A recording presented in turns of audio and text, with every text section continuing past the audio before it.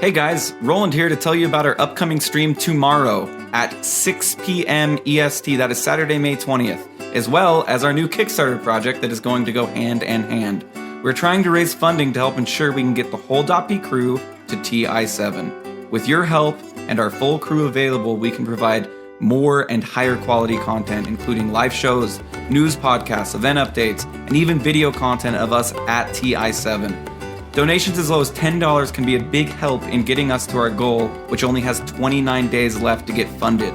Tomorrow, we will be previewing all of our prizes on stream, twitch.tv/.ptv, starting at 6 p.m. EST for 12 hours. That's tomorrow, Saturday, May 20th, starting 6 p.m. EST on twitch.tv. Come join us to preview the prizes and help kick us off on the fundraising, or you can check it out. The Kickstarter has a bunch of goodies, ideas that Cyphus and I came up with. This is where I'm going off script. You can kind of tell because I'm, not really following it very well. But anyway, it's going to be a blast. We're going to have poppers. We're going to play Dungeons and Dota. You're going to be missing out if you don't join. So please do come along, even if you don't plan to donate. Hang out with us. It's going to be a blast. I promise you, we will bring you the best content. So, because I don't know how to close these things, I'm going to steal Denny's. Good luck and Godspeed, and enjoy this excellent episode with Breaky.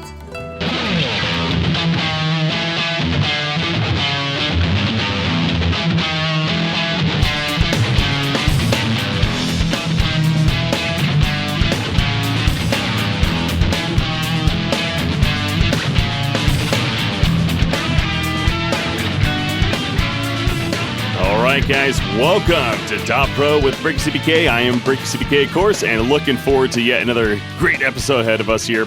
Hopefully you guys are having a good day yourselves as you are listening to this. So, obviously we got plenty to talk about as always as far as what that plan is. Well, we have a couple of guests that we're going to be having on this show that I'm really excited about once again. We have Melonzz, the captain of Complexity. He'll join us later on to talk about not only the Complexity situation, but of course the big patch 7.06 that just came out, and definitely plenty to talk about there.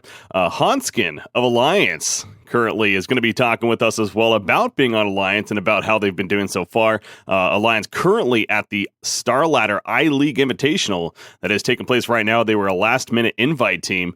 Obviously, they were also a team that recently dropped out of Dream League. We mentioned last week, we actually talked to Milton of Dream League about that, and want to also get the other side of it now with Alliance and Alliance's perspective there. So, with that said, I'm going to be joined by him later on, and then also I'm going to be joined by a guest coming up here shortly, Zrock.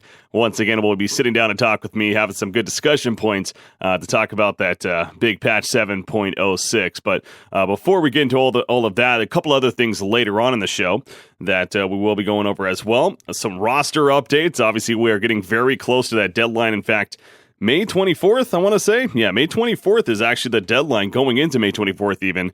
So teams having to decide pretty much after this episode, going into next week's episode, we will have finalized rosters across the board that we're going to be going over, but there's been some interesting changes that have happened with all of that said as well.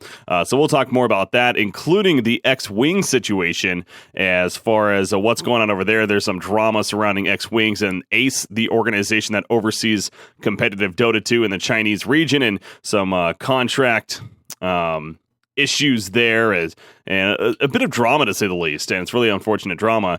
We'll go into that, and then also the Star Ladder I-League kickoff, as mentioned earlier, just kicked off, in fact, as of this recording, earlier this morning, in fact, kicking things off to that $100,000 prize pool. But the first one, the first LAN event that is happening post 7.06, of course. So all of that to talk about and more. But what I'd like to kick off the show with now is this new segment here. I debuted it last week, and it seemed like it got some good reception, and something I plan to continue, perhaps. It's a nice way to kind of get into some talking points here for this week, and that is the segment called The Good, the Bad, and the Ugly.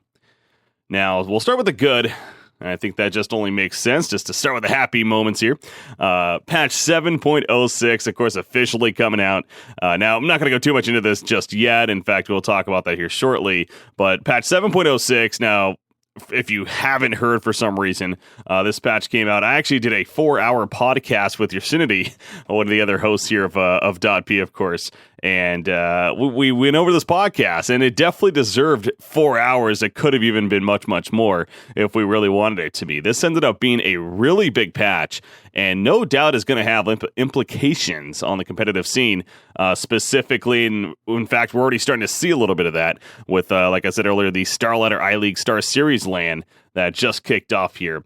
Very, very recently. So we'll talk more about that, but that's definitely a good overall. I think it's been the consensus here that everyone finds it as a very, very good patch. It's a very awesome patch that's bringing some new features to an extent, but it's just kind of really shifting perhaps the way it's going to be played a little bit, at least. It's not going to be a dramatic change like 7.00 was by any means. But it's enough of change to definitely keep things fresh and interesting. And I think, again, the overall consensus, and myself included, is just excited about it. It's the reactions that we've seen on Twitter from many different players and many different teams in general have just been so positive about this patch. So, like I said, we'll break that down a little bit more here shortly. But that's just the overall, and that's no doubt a good as a result. One other good that I actually wanted to bring up as well is the El Clasico. Now, this is a title that's given to whenever Na'Vi and Alliance face off against one another. Of course, they got this title due to TI3 in the finals.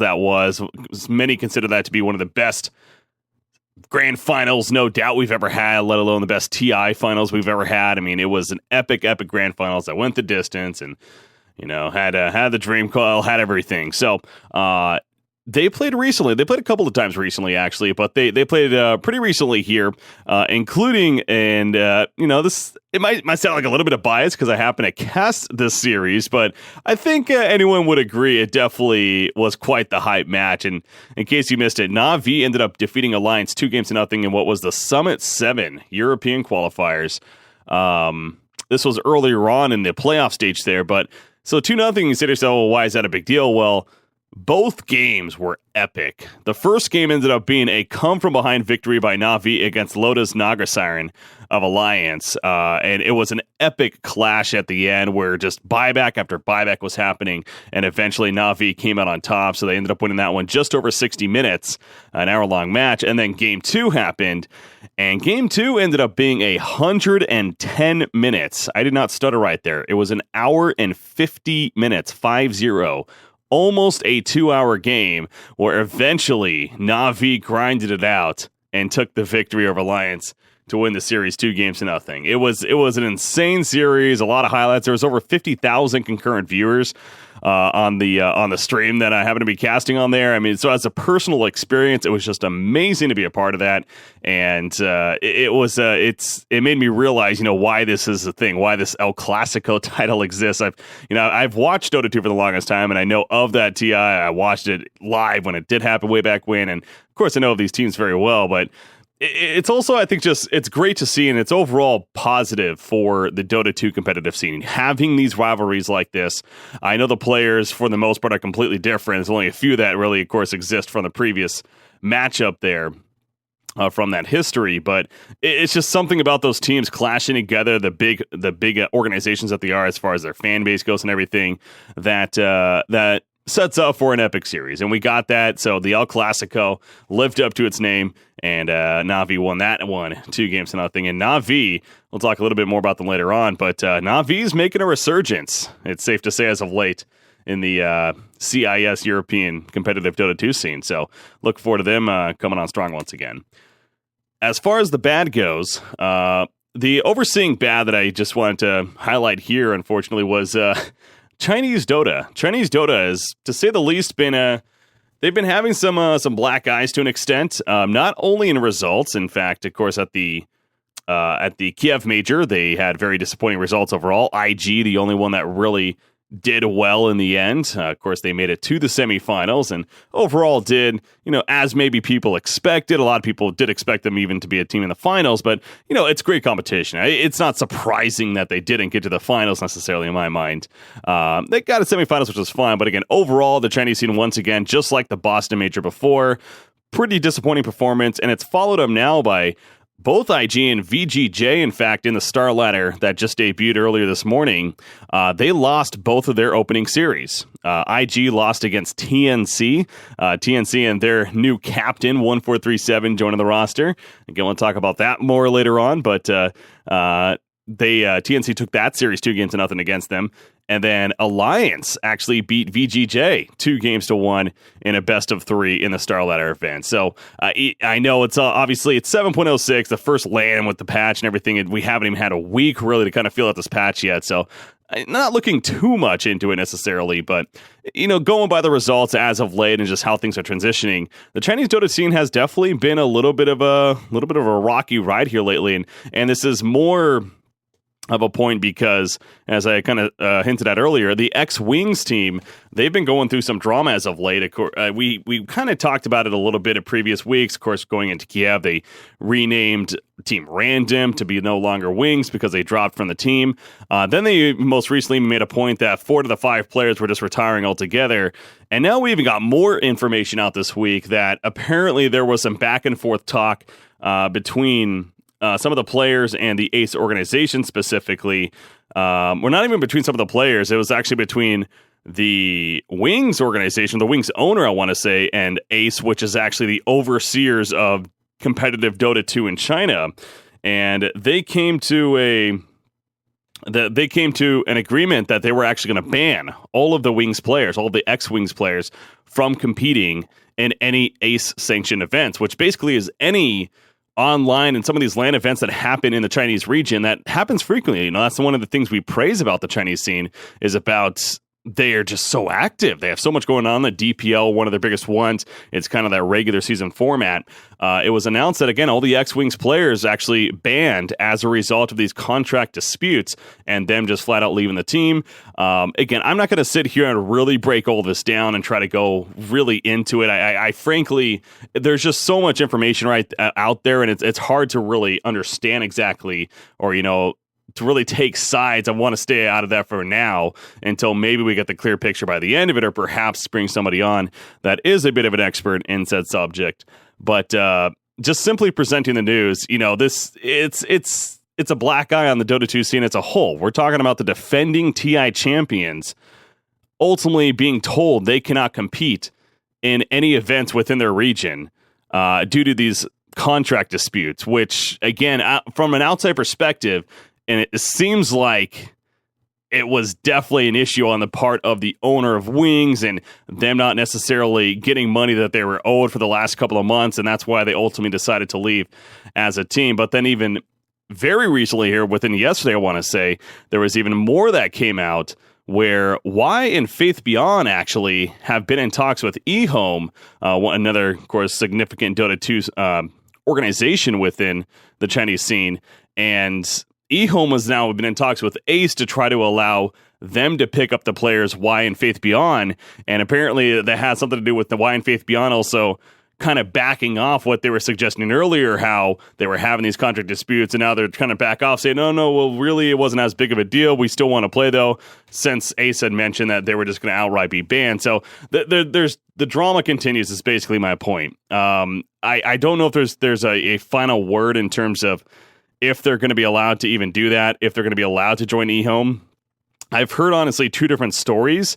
The latest one is that they are going to be joining eHome, it looks like, but I've also heard the other side that they're banned, and that's not going to be changed by ACE for the foreseeable future. So hopefully by next week's show, we'll have a little bit better understanding even of exactly where this whole situation goes. But then there's apparently even some talk now going on between Y and Faith Beyond and then the other 3 players that are on the other side of this in terms of them still being banned, but possibly a couple of their former teammates now going to another organization, almost throwing them under the bus, to an example, for lack of a better term right there. So again, if this sounds confusing, it's because it kind of is, guys. So I apologize if I'm not really explaining this the best.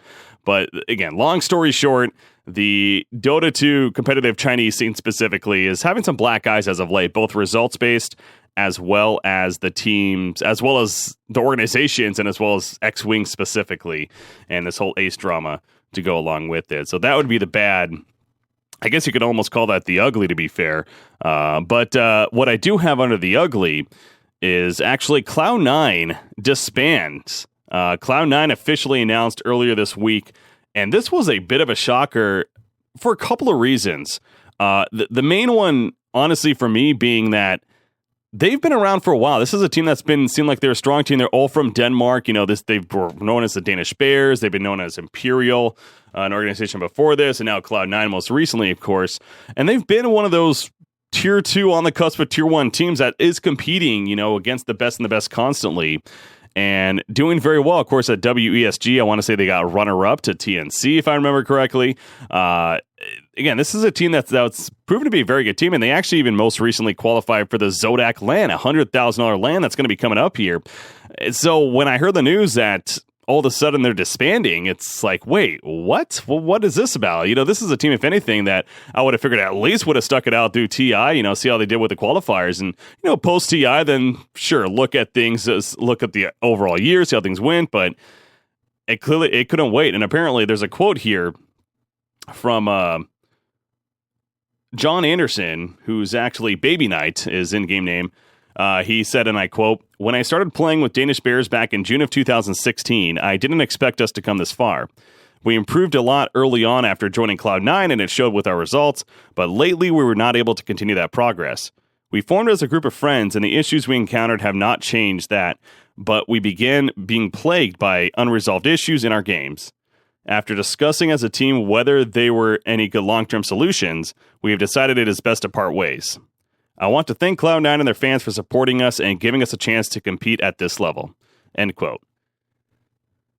What? I mean, to me, I read that, and that's just, and it's something that unfortunately we see over time in esports. And I'm not saying this is only on esports. I mean, traditional sports definitely goes through this as well. But whenever I see a result of a team disbanding because of behind the scenes issues and them just quote unquote not getting along, I hate it. It's just what they're playing for so much money. These are individuals. Yes, I know they're younger to an extent, but I feel like you can't continue using that as an excuse. These are younger individuals that are also happen to be professionals. On top of that, they get paid via whether it's salary in some cases, and I would believe in Cloud9's case that's most likely the case. And then on top of that, they get paid by tournament results, of course, and depending on how they finish, whatnot. So with that in mind, being these quote-unquote professionals where you have fans and everything, stuff like this has to be worked out. I mean, I don't understand what really, like, obviously we're never going to find out. That's just how this stuff goes. But what could have possibly broken up a team that's been around for so long that qualified for $100,000 LAN and has been one of the more stable teams as of late, frankly, in competitive Dota 2, especially with all these roster changes continuing to happen over time. So it's really unfortunate, and that's why I decided to put it on the ugly right here. I hate seeing stuff like this happen, especially just out of the blue, like it was with Cloud9. But again, as they put it, there was some behind the scene issues going on. So it is what it is, and thus they are no longer a team. As far as where the players are going to end up, that's another story. Who knows, right? That's that's some players that are left open, and that's something else maybe we'll talk about a little bit later on in the show here when we go over more of the roster changes and some possible speculations going on through the rest of this week and what may or may not be happening. But that's the good, the bad, and the ugly. Hopefully you enjoyed that. And now we got to move on to the big part of the podcast, I'm sure you could say. We got patch 7.06 that we're going to be talking about here. And as I mentioned, I'm happy to be joined by a guest now. Buddy of mine here, happen to co-cast with him quite a bit. Actually, he was on a recent show even. Happy to have him back, joined by Zrock. How's it going, man? Hello. I am fantastic, and I am super excited to talk about this patch. It's a big patch. It is a huge patch. Yeah. I was mentioning earlier, I actually have already done a 4-hour podcast on this patch here, so I want to keep from doing that on this show, obviously, But I wanted to focus more on the competitive side of things and maybe just pick a couple of things here and there. out of the patch. I think it makes sense. So, well, and I think you almost have to focus on the competitive side of things. What I think not enough people do is they read a patch note and they think, how is this going to affect my pubs? But so much about the pub meta is a trickle down from what happens in pro play. We see a hero picked, we see a weird item build, it becomes the new standard. And in reality, the best games are balancing towards the competitive side. So yeah, I think talking about the meta and how it's going to affect the competitive side is actually more relevant than just how's this going to impact me. Oh yeah, Dota 2 especially. They've been overall pretty good at that, I think. And I think this patch definitely helped make that statement even that much more if people were maybe beginning to be a little worried as far as the focus of the game went. So, okay, getting into it, one of the bigger things off the bat, as far as starting with the general changes, the shrines. The shrines now start on cooldown and become available at 5 minutes. Specifically that one right there. That seems like that's potentially going to have some pretty heavy impact, specifically on the offlane role, right? Like, this is going to hurt typical offlaners. I have not seen an offlane in my status feed not crying about it yet. Like, it's back to defensive offlanes. How do you survive? How do you even get level 6? Not how do I end up with a blink at 10 minutes? It's totally back to that being the hard lane. And yeah, absolutely the biggest impact so far. And it's going to bring way more defensive offlaners back in the meta. We've got the clockworks and anything that can jungle, like axes. Definitely going to be taking priority over, say, the LC that we've seen picked up so much last patch. Well, what about something like a Tidehunter then? I mean, Tidehunter, you speak of defensive, that he's definitely got that taken care of. So you think the idea of a Tidehunter could potentially be a thing now? Yeah, we'll definitely touch on Tidehunter a little later here once we get to some of the other notes. But Tidehunter, yeah, absolutely. Perfect example of a defensive offlaner that has jungle potential. And really, it's going to be a strong pick. We even saw it first phase banned a couple times last night in Starladder. Yeah, this is, again, we had the land that just happened right here that just debuted. So we've got a little bit of a tease as far as maybe potential. But again, see, I always stay away from judging a patch specifically on... It's cool to see these games right off the bat, but again, the patch hasn't even been out a week. And these players are playing for a crap ton of money. They're going to ultimately maybe try to go with stuff that they're still comfortable with for the most part, even though that may not necessarily be the best moving forward in the patch in the long run. So I guess my ultimate point is, again, we got to be careful to look at these and be like, oh, that's what we're seeing now. This is the new thing. But it's still a good idea. You basically have the two super different styles. Depending on the team, some will say, we're going to see this patch note, we're going to scrim with this once. If it seems good, we're going with it. Those are the new meta teams. Alliance is definitely a big one. That's what Freedom always used to be good at. That's what any team Brax has ever ran has been good at.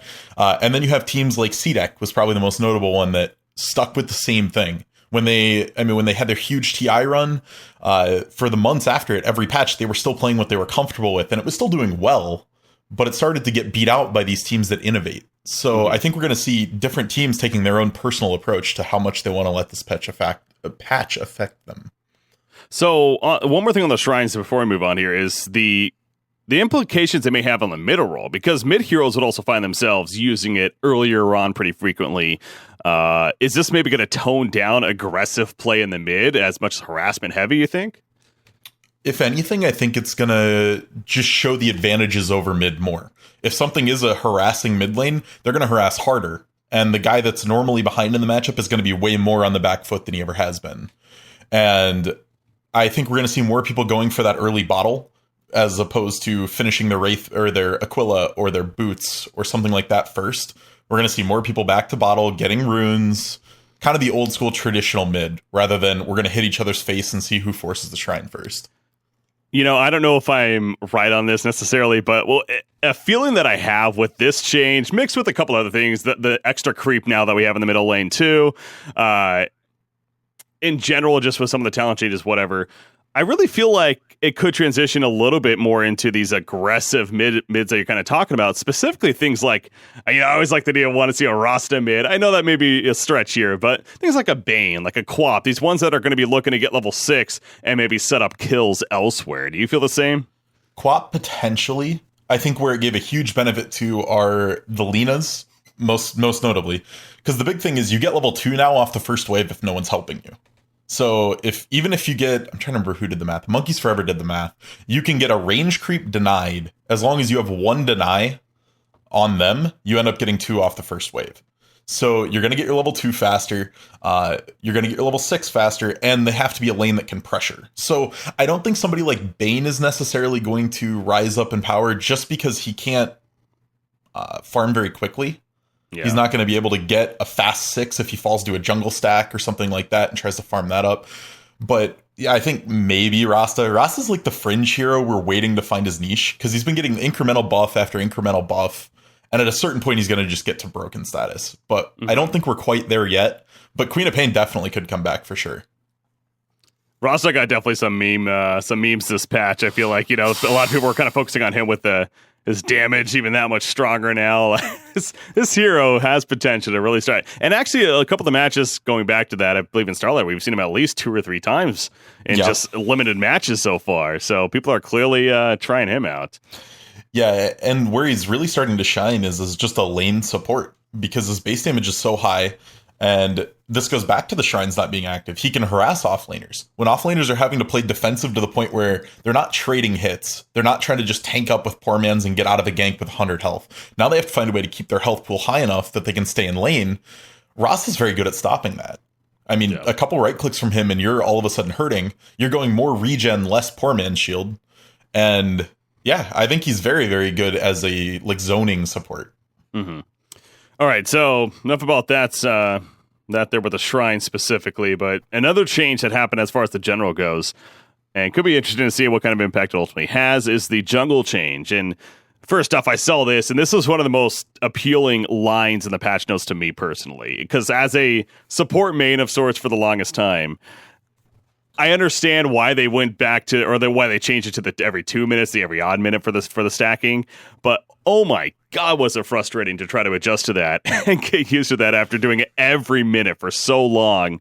The point is they've reverted back to that, obviously, with a minor nerf with 20% less XP and gold from the creeps themselves, but just being able to stack every minute now, it just feels so much better. Yeah, so originally my thought on why Valve made it 2 minutes was so you had a flow to the game, right? You had your minute to stack and get new jungle spawns, and you had your minute where runes were going to spawn. So I wanted to create this ebb and flow where teams were smoking around the runes, and then they had their minute to fall back and farm jungle, and it was supposed to create this pace to the game. In reality, it kind of just meant you were frustrated, your jungle was less stacked, there was less gold around the map, and it just kind of got weird. It put roaming 4s like Spirit Breaker, Earth Spirit, Ogre, really high up on the tier list because you aren't stacking as much, you weren't doing as much, so you had more time to go run around and just sit on lanes. So I think those are going to be devalued slightly, and yeah, you get to do a lot more as a support now. The other side to it is that you're going to be stacking a little more actively, but what are you stacking for? Well, there's some heroes that come to mind now where all of a sudden is, okay, well, maybe they're more relevant. I know one of the bigger ones with a buff that he also got was his ultimate, the strength gain, or you now get strength even on top of the attack damage. Of course, I'm talking about Sven here as far as his ultimate buff goes with the god strength. That with the stacking of the camps now seems like he could potentially be a really strong core right now. Sven is an insanely strong tier 1 hero. Instantly moved up from a tier 3, virtually non-existent hero all the way up to this. And we'll hit multiple notes here in the patch to talk about why. But God Strength granting strength instead of more bonus damage. They reduced the percent damage a little bit, but gave it strength to compensate. What that means is he's essentially getting the same amount of damage throughout the levels until the ultra late game where he has a ton of strength. And he has more HP. So he's tankier than all hell. He does a ton of damage. He can farm the jungle fast. And we have to talk about the new Mask of Madness, because this is one of the big things that's going to be bringing him in. A Sven, he presses E, he presses Q, he presses R. All his stuff's on cooldown. Then you hit Mask of Madness, and all of a sudden you're doing a ton of damage. The negatives to Mask of Madness are all but gone because, yeah, you're silenced, but you already used all your spells. Yeah, you have minus armor, but you have the bonus armor from Warcry to compensate. So he has almost no negatives to Mask of Madness. And one of the biggest sleeper things that every pro I've been talking to says, oh yeah, that's going to be insane. Mask is not a recipe item anymore. It's built up from a Mask of Death and a quarterstaff, and you can disassemble it. So, yeah, the interesting thing with that, but what exactly would that do for Sven then? Because eventually Satanic sure, but Bloodthorn. Really? Okay. Bloodthorn is arguably better than Daedalus on Sven, because it gives you a way to get through evasion. It gives you mana regen, which you do actually need, and it's just a ton of damage overall. So if you're going to split it into a Bloodthorn, that gives you so much late game scaling potential on your Mask of Madness. And we even saw it last night. Alliance did that in one of their games and just ran train. They blew up a PA that was 6 slot, or a gyro that was 6 slotted in 2 seconds, maybe less. Yeah. It was 1 stun basically, and it's just this huge ramifications, and that goes across multiple heroes. So now that the jungle is stackable every minute, you got to think that every team basically needs one hero that can kill it quickly. That means mid laners like Lina, Shadow Fiend, Quap, or carries like Sven and Gyro are going to just be super high up on the tier list compared to what they were. Mm-hmm. Yeah, another quick note of the Morbid Mask, too. It's the Morbid Mask itself is now actually on 1,100 gold compared to 1,200 gold, so you can get it that much quicker and to take advantage of those stacks and, you know, have that life still ready to go. So, yeah, no, I think it's kind of interesting to see a hero all of a sudden, as you mentioned, come from like tier 3 to non-existent to now he's like go tier 1. And sure, he got buffed himself, which it's a nice buff, no doubt. But if that was just it, if that was the patch and there wasn't all these general changes, I don't think. I mean, I do think we would maybe see a little bit more Sven, but I really feel like the stacking was kind of the big thing. And then, as you mentioned, the Mask of Madness. Right there. You have to look at the patch as a whole and how the game is going to change and then figure out what heroes fit into the game. So yeah, while Sven's buffs were nice, maybe bumped them up a little bit, it's the overall flow of the game that's changed. And now the way I think this is going to go, like last patch, you know how we had, you always had Jug, right, as like the standby carry that if it's not picked or banned and you're looking for a carry, it's kind of always your good option. I think that's going to be Gyro in this patch. Gyro, really? I don't think he's going to be first pick, first ban, but were you around for the Helm of Dominator, like unkillable Gyro era at all? I can't say I'm very familiar with that now. So Helm of Dom used to be a Mask of Death and a Helm of Iron Will. And what you would do is go that to stack like crazy with your own jungle camp and get a ton of Ancients. And then you'd farm those and eventually you'd split the Helm of Dom and you would end up with a Satanic and a Butterfly. And then you'd just go a bunch of Rapiers. And do all these damage with all these huge stacks. Now, obviously, you can't stack for yourself, but we're seeing stacking supports get a ton of priority. If you've seen it, Wisp has jumped up to tier 1 overnight, too. Because he can stack like crazy. I mean, he can stack camps multiple at a time. He doesn't need to be doing much else but stacking. And then he pairs really well with both Gyro and Sven. So with the new Mask of Death being splittable, Gyro can use it to make a Satanic and a Butterfly. Yeah. And it's going to offer this huge potential where I think that's going to be the safe carry because he's always going to provide some pressure in lane like Jug because his Q does a lot of damage early game. He's a late game presence if he gets the 6 items because of Flak Cannon and more money than God. And yeah, I think Gyro is going to become the new safe pick for the carries. Huh, that is interesting. What about Ags? Is that going to be a core build on him, you think? Maybe in the Chinese scene. They're the ones that started it. They're kind of the last ones to still do it. Yeah. But I don't think so anymore. Well, and it also plays back in the fact that Gyro's base damage was so bad, he couldn't push an offlaner out very easily, especially with the shrines. Even if you got someone with Gyro and queued them down a lot, they just go shrine up and come back. Now that that's not a thing, the pressure he puts on a lane is going to feel way more substantial.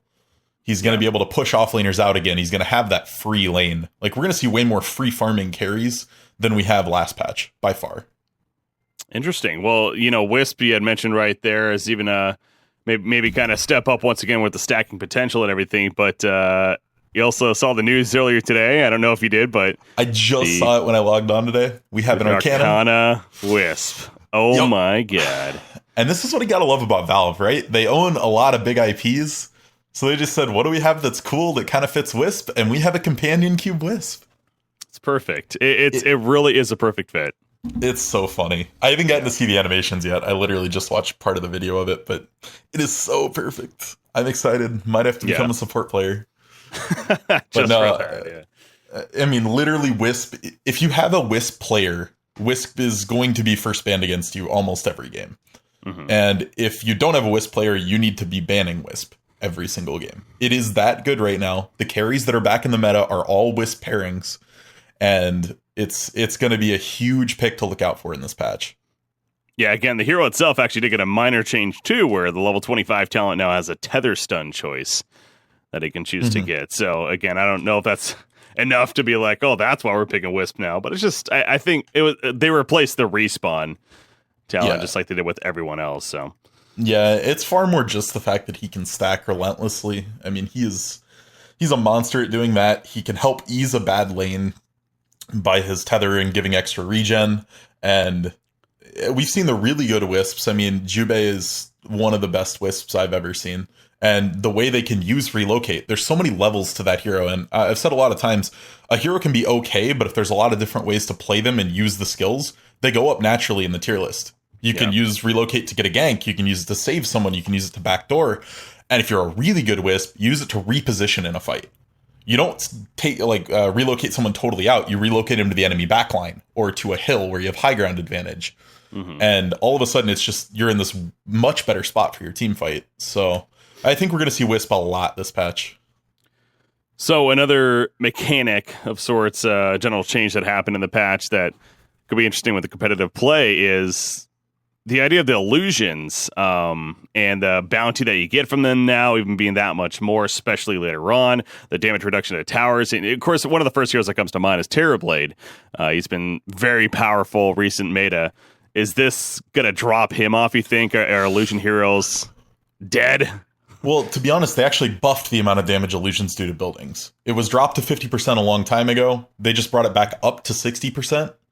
So it actually does more damage to buildings. But they do give a little more gold post like level 10 or level 5. Yeah, level 5. So they will be giving a little more gold.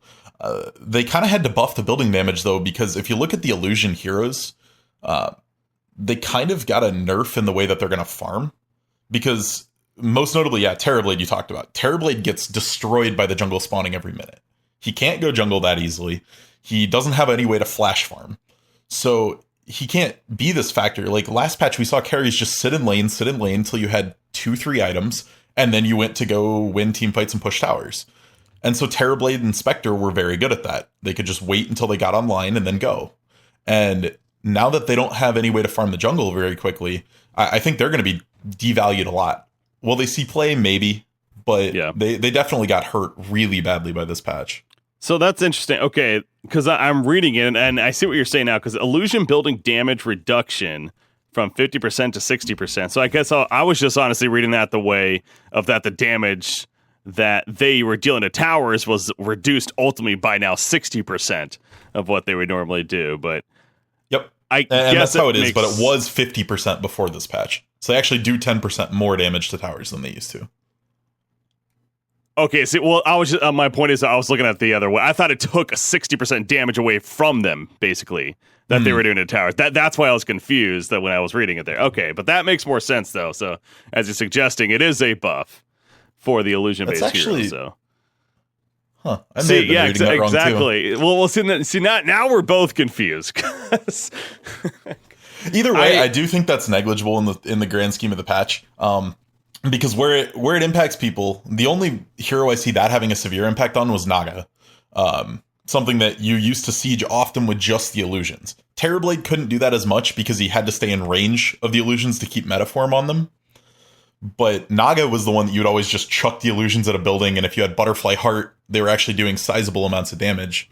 Yeah. I think you're right. It is probably actually a nerf as I'm rereading that.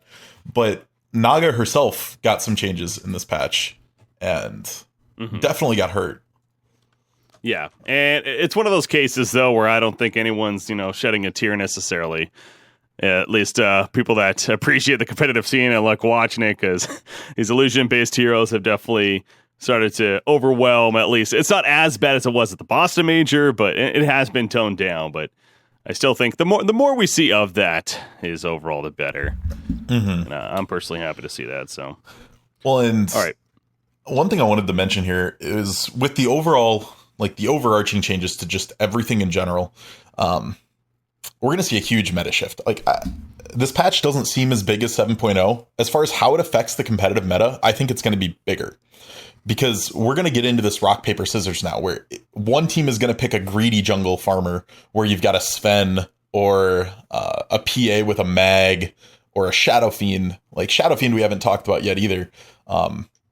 If you get Clockwork, I think Shadow Fiend's now a must ban, because he's giving SF such a huge advantage with the souls in lane. And with the new changes to XP, which we didn't talk about, when you deny a creep, you get part of the experience that they lose. Mm-hmm. And if you get a Shadow Fiend a bunch of souls early game, or you get him a support in lane to baby him to get his souls up early, he controls the laning phase like crazy. Does a ton of damage, has his nukes. So Shadow Fiend's going to be way up on most mids in CS. And he's one of the few mid laners that can instantly go jungle and clear a triple stack literally instantly. He just throws his 3 raises out, 1 auto attack will clear out the big creeps. Shadow Fiend is going to be a monster coming into here. Well, so that's actually kind of a takeoff of what you just said right there, too, or follow up even. The idea of possibly seeing secondary supports in that middle lane a little more relevant now, well, not only with the extra creep, but this change, as you're just mentioning, with the denying team gets 30% of the XP bounty. So I know you said heroes like the Earth Spirit, like Ogre, whatever, these roaming supports may be dying off a little bit, but at the same time, wouldn't this entice the idea of them as far as being that babysit for the middle lane, or is it going to be different kind of supports then? I think we're going to see different kind of supports. Wisp being the most obvious one, right? By a long shot. We've seen, was it Come With Me that plays the really aggressive Wisp? Yeah, we saw that, yeah. Yeah, so I mean, he can literally pressure as Wisp. We've seen Wisp players be able to do that.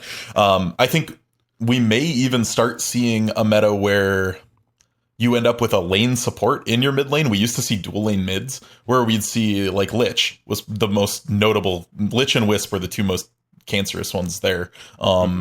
Because Lich would just deny the wave back, so your mid laner's getting a favorable lane position. He just runs away and stacks every minute for you, so you have stacks waiting. And as soon as he's level 2 or 3 and starts running at you with Frostblast, it's a lot of pressure. He never runs out of mana. So I think we could maybe even see something like that come back into play, where you don't just have an Ogre that's running in and throwing an Ignite and hitting you twice and running away. So I think we're going to see less rotation amongst the lanes, but we're going to see way more babysitting. All right, so kind of working our way down. Well, first, just give the opinion on the respawn talents, because I mentioned it in the earlier podcast we did, but just to reiterate here, I like this overall, just if anything, because it's bringing more customization to the talent trees themselves. It's not just these static, these somewhat generic talents almost. I mean, those still exist with just whatever, it's like plus strength or, plus all stats. But I like this idea of this added customization that it seems like it's replacing all these respawn talents with. Yeah, almost every one of these talents that got replaced gave a hero-specific talent. So yeah, you're absolutely right. They offer a lot more flexibility to different things, and respawn was fundamentally broken because in pubs it was just a way to feed more, and in competitive play it was broken to the point that we saw some teams finally figuring it out near the end of this last patch, where if you get the respawn talent on somebody, Lena was the big offender for this. You put her in front, you get her spells off, and if she dies, she boots the travels back in instantly, especially when you couple it with a bloodstone. So it was almost fundamentally breaking the game at a competitive level. And I think it definitely needed to be changed. So I like these changes here. None of the talents really stand out as this is like a game-breaking change. Yeah. Witch Doctors is pretty good, though. 2 cask bounces instead of the respawn cost reduction.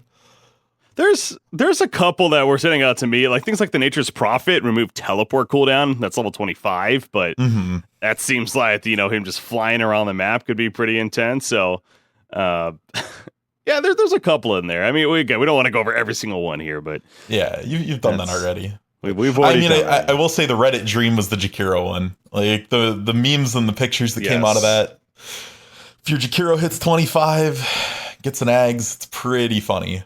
Yeah, Macropyre, pure and pierces immunity. That is strong. All right, so okay, let's keep things going though to the items here. Yeah. Obviously, there's a lot of changes in items as well. Again, not to go over every single one, but any that really kind of stood out to you off the bat? I mean, there's a couple, I'm sure. So yeah, what's one off the bat that you wanted to mention? Atos. Yes. Rod of Atos is arguably either going to be this insanely often picked up item, or it's going to fall by the wayside and it's going to get forgotten. But the new build up on it is 2 bracers and a staff of wizardry and then a recipe, as opposed to 2 vit boosters. Or it was 1 vit booster and 2 staffs. Anyway, it has bracers now, so it has strength. And where this is really cool is Dragon Knight. Dragon Knight started to see some play again. He's a hero that can farm the jungle. He can push incredibly hard. He's great at early game team fights, and he's super survivable in the mid lane.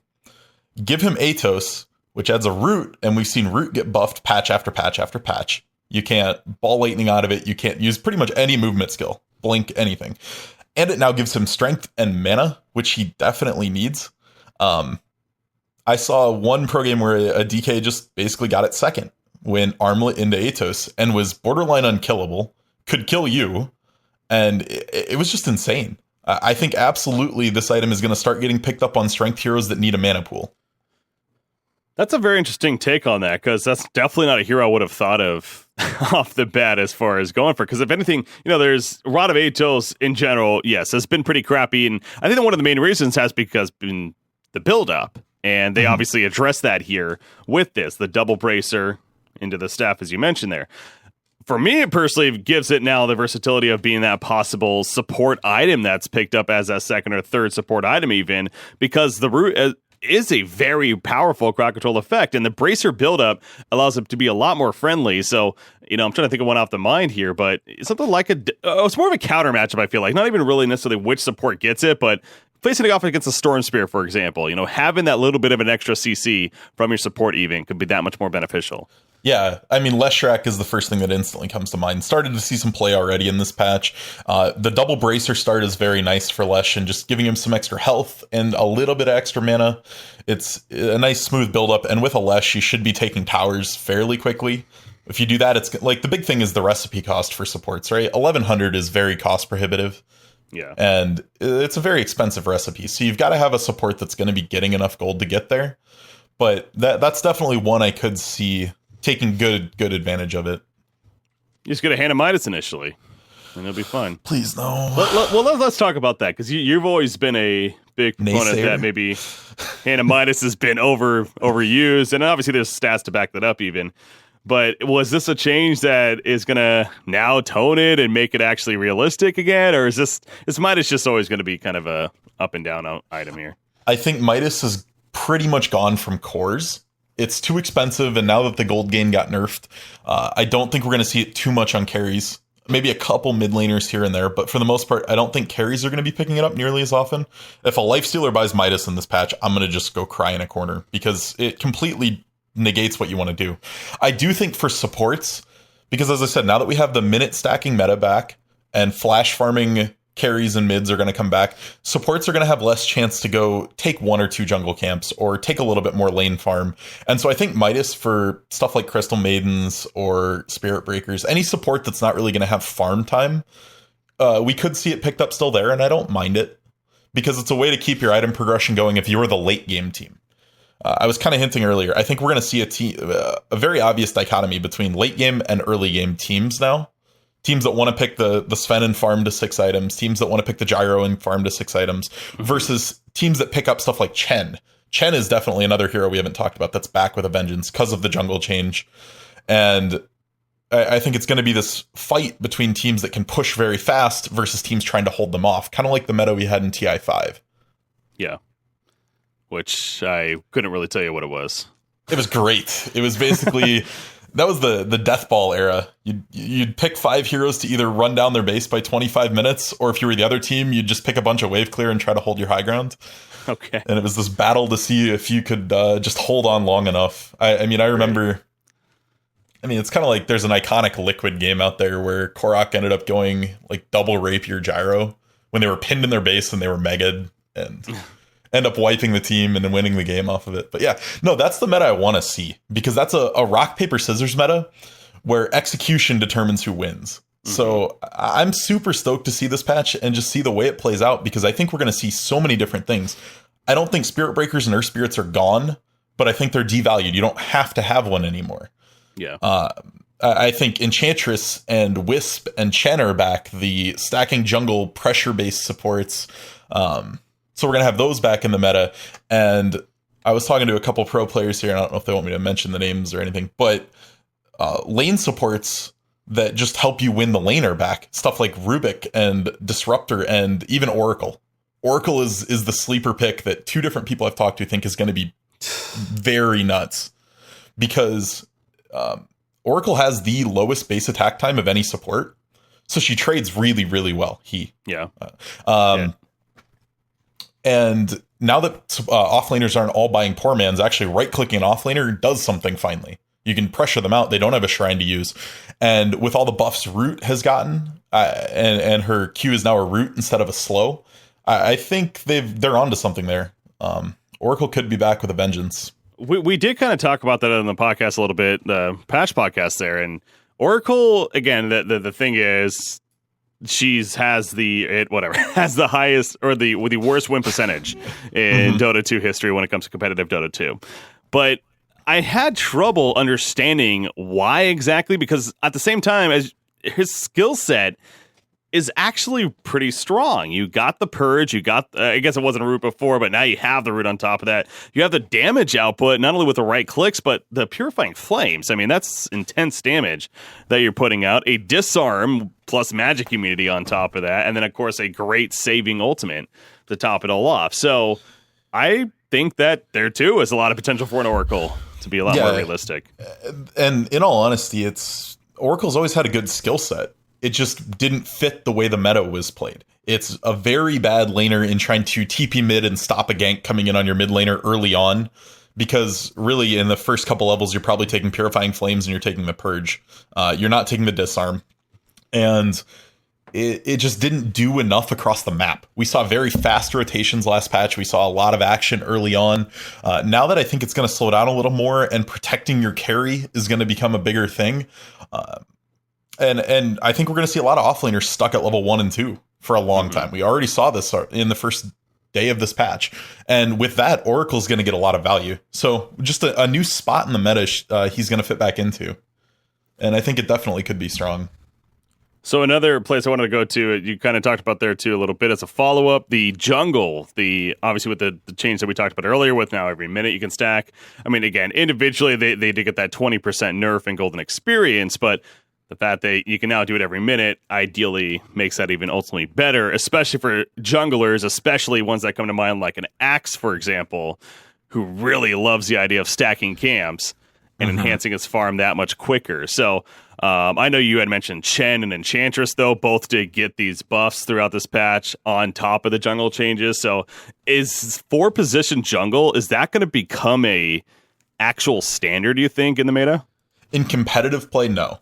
Because if you have an actual dedicated jungler as a support, you end up, and I'm talking by jungler, the Bloodseekers, the Legion Commanders, the Axes, I don't think those are back, because they will slow down your lanes too much to the point that you risk losing multiple lanes. Any jungler that needs to get to level 6 or get an item before they're effective is going to just lose you too many lanes to be of value. But the pressure junglers like the Chen, the Enchantress, and Enigma is potentially a sleeper pick this patch too. Those could all be back just because they do something in the jungle, but they turn that into an advantage in your lanes in the first couple minutes. Enchantress just grabs 1 or 2 creeps and runs middle and you get a kill. Chen grabs 2 or 3 creeps and pushes a tower. There's impact almost instantly. And those are going to be the ones to watch out for. Yeah. Kind of going through all the heroes here now and trying to think as far as any nerfs that really stood Monkey out King. to you. Yeah. That was one that kind of ran through my head as well.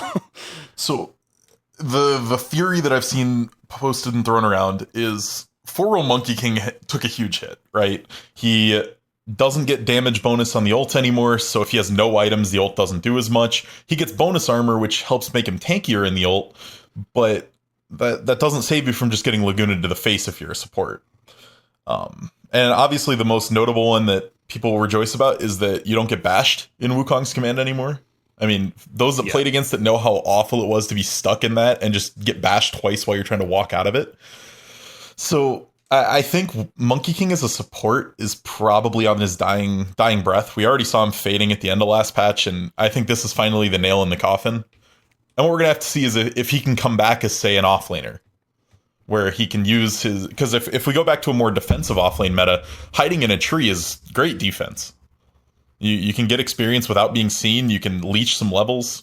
So that's going to be the one thing to look out for is... Because Monkey King, when he gets items, necessarily the damage bonus may not be as good as the armor. Maybe being tankier is going to matter. But we'll have to see. I think he's definitely dead as a support. Yeah. No, and it's one of those, again, where whenever we saw Monkey King game that they weren't getting a basher, I just find that mind-boggling because it's just insane how powerful that item was on this hero. So that change alone, definitely, I was happy to see, as I'm sure many were. But yeah, the other tweaks there were an interesting choice. But as you said, maybe really will drop off the support. You mentioned the idea of an offlane. I'm kind of almost wondering. I mean, he has a steroid to an extent. Like, what about the possible one position? Is this a carry potential hero? I was that guy that ruined pubs for like 20 games trying to play carry Monkey King. In reality, your base attack time's bad. It did get a little better, so we'll have to see. Maybe the change will help nudge it up, but that was a big problem. And the passive got changed so much to be scalar. Like, carry Monkey King after the very first nerf to the passive, you could still max Q, max the Boundless Strike, and just get 1 point in passive, and you still did substantial damage. But now they've scaled it so much, you almost have to get level 4 of that early, and you're really just not providing enough to the team. You fall off flat. It's kind of like the Ricky carry I've been testing. It just falls a little flat once you get to the mid game. So I don't think he can really be a carry unless that attack rate change from 2 to 1.7 really helps him. Yeah. Well, I want to give you the chance here. Like let's do three. Let's do three more heroes. If there's three, a list of 3 heroes, just so we're not talking about this forever. But okay, so you have a list of 3 Let's talk about, first of all, a hero that didn't really get touched long enough, or I don't think got touched enough. Magnus. Okay. Magnus was a nightmare in the last patch. We saw 2 patches ago, it was carry mag, right? You could just not one position, but he would basically get the 50 damage talent and farm up and be this huge damage source. They got rid of that, thinking it was enough. Still saw mag all the time. Especially, I mean, you and I casted 2 mag PA games that just ran train on the game.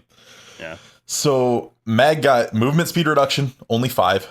A silly Ags effect that no one should ever buy. It's not good. He got a respawn talent change, which was fine. Didn't really impact him. Creep duration on the stun got changed. I don't know. He didn't get any real nerfs. Yeah. To be honest, 5 movement speed is the only nerf that matters. And there's a massive, massive buff in picking mag when the jungle's back to respawning every minute, because you can empower any melee core and clear stacks. Huh, that's a good point. Well, I was thinking, what about did he maybe get a lot weaker as a result of the offlane changes, but his jungling presence actually seems like it maybe doesn't.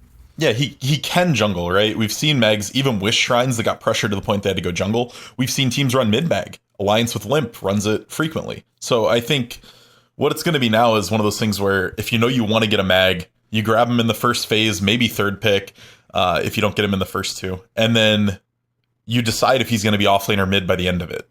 Yeah. You basically look at the matchups. If the mid lane matchup is okay, you throw him mid, and you grab an offlaner that survives better. And if not, then you throw him in the offlane, tell him to go jungle, suffer through, because in reality, we don't need a mag to get to 4 or 5 items to be useful. We've seen how good they can be with just level 7 in a blink. So I think mag is definitely one of the sleeper picks that stays high on the tier list just because of Empower.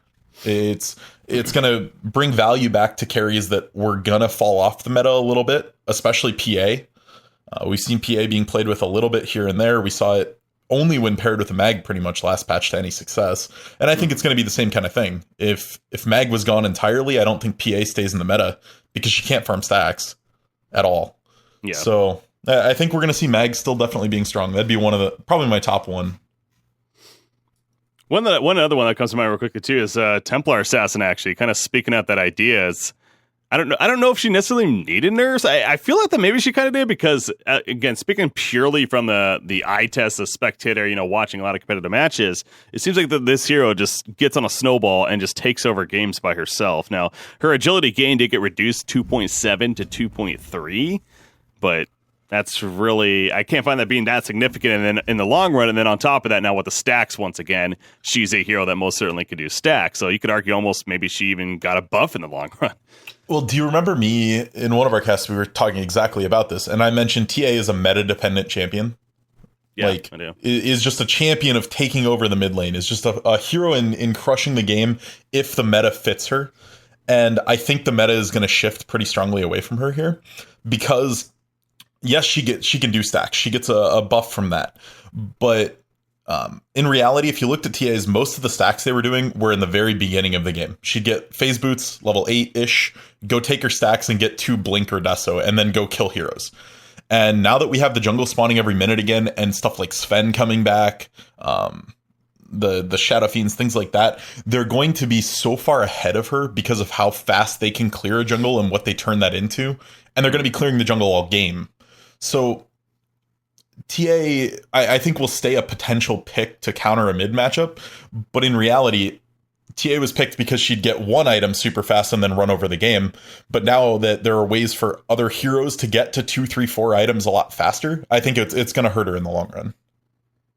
All right, second hero on that list. Anyone else? Second hero on that list.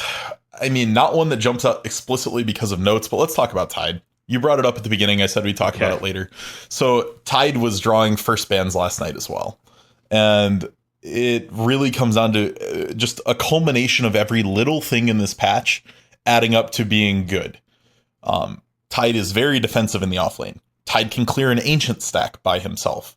Tide can fall back into the jungle early on if he has to. And Tide fights very well. I mean, we're seeing... The more explosive your carries are, the more we see Tide look to come back. That's talking stuff like a Sven, where he has cleave and instant burst damage, because then Ravage gets extra value. Ravage is bad in games where you have a slow team fight, you've got a Spectre or something, and you're just trying to slowly whittle them down over the course of 20 seconds.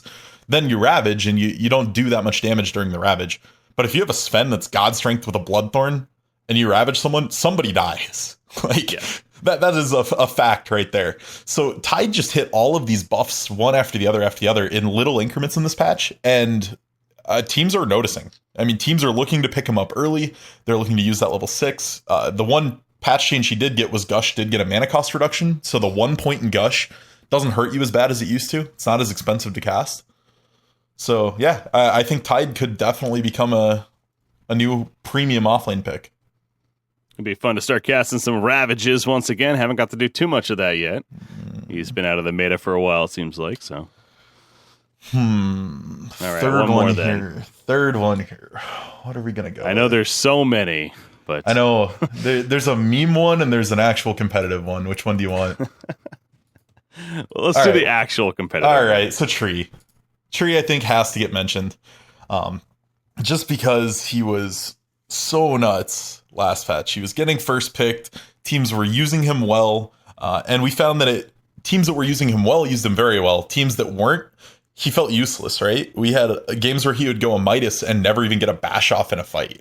Like, it would just fall flat entirely. But the teams that did use him well, that got to the Tranquil's Orb of Venom Blink, really were pressuring so much, or Solar Crest even, were pressuring really hard with him and doing a lot. Now that Nature's Guise is no longer a bash, it's just a root. It's Mantaable, it's BKBable. It doesn't pierce BKB either. So it got a lot of value to it. And I think Tree definitely got hurt really, really bad by this patch. He's going to fall off very hard. Yeah, and it's almost kind of frustrating for me because this is a hero, when he first was appearing, we had the talks constantly of like, where are we going to see him? And he really found that niche as that 4 role, that 4 just roaming support in the end, which, okay, it's fine, just like with the Monkey King, in fact. But it feels like that he had potential to be some bit of a carry presence, right? Like some bit of this heavy hitter coming out with the Nature's Guise, bashing you for a couple of seconds and then doing intense damage during that time with said item. So we never really got to see that. I mean, it probably was maybe a stretch in the first place, but... yeah, it's one of those things that is never going to be a thing just because a Tree doesn't want to hit you after he roots you or bashes you. He wants to go back invis and do it again in 2 seconds. That was always the problem. His CC was so good that you didn't want to lose it by playing carry Tree. You just go back invis and bash somebody again and let your carry do the damage. Yeah. But, and I think you will get hurt by the Solar Crest change as well. Solar Crest is probably one of the biggest item changes, just behind Atos for me. And it doesn't give mischance anymore if you target it directly on an enemy. It gives true strike chance. And to be honest, they tried to do that with Atos for a while, where it would give true strike, and it never got bought for that. It's bad. It just is bad. Even if you use it on a PA with max blur, it's essentially only a 12.5% reduction on the blur. So it goes to 38% miss. Like, it's not good. So it's going to negate games where they have one carry, you buy Solar Crest, you just put it on the enemy carry, and all of a sudden their life is miserable. Yeah. Yeah, that definitely got hit, but again, an item that we were seeing 2 to 3 sometimes in games. And I'm glad to see it go. it was quite a bit, so, yeah. Well, overall consensus of this patch, I mean, it just across the board, it's honestly been a lot of positive reaction from what I can tell. Do you feel the same way? Yeah.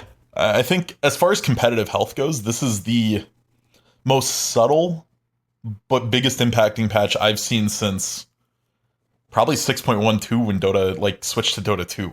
There's huge sweeping changes as far as what heroes are going to be high up on tier lists and drafting styles. We got to very formulaic drafting last patch, right? Like, how often did I literally call the last 2 or 3 picks in a draft because they're just or at the very least what style they had to be. You had to have a roaming 4. You basically either had to have an ogre, a spirit breaker, or an earth spirit. You had to have a Lina mid, or, and there were like 2 or 3 mids. There were 4 offlaners. Jug was always picked. It was very formulaic, and there wasn't a lot of room for innovation. Teams that tried to pick off meta didn't really do that well. And I think this patch, obviously every patch is going to fall into some form of a tier list, but I think now we're going to have it based on your style, how you play Dota and how you want to do it as a team. And if that holds true over the course of this patch, I'm super excited. I think it's going to be one of the healthiest patches we've ever had. We got a lot of lands coming up, and then there's the big one in TI7, of course. Just, what is it, 3 months away? Like, not even 3 months away here. It really is coming up quickly. So, yeah, it's going to be a blast. I'm with you there. It's going to be very entertaining, and can't wait. But Zrock, once again, always a pleasure. Thanks for joining me to talk 7.06 here. Until next time, man. Thanks for having me.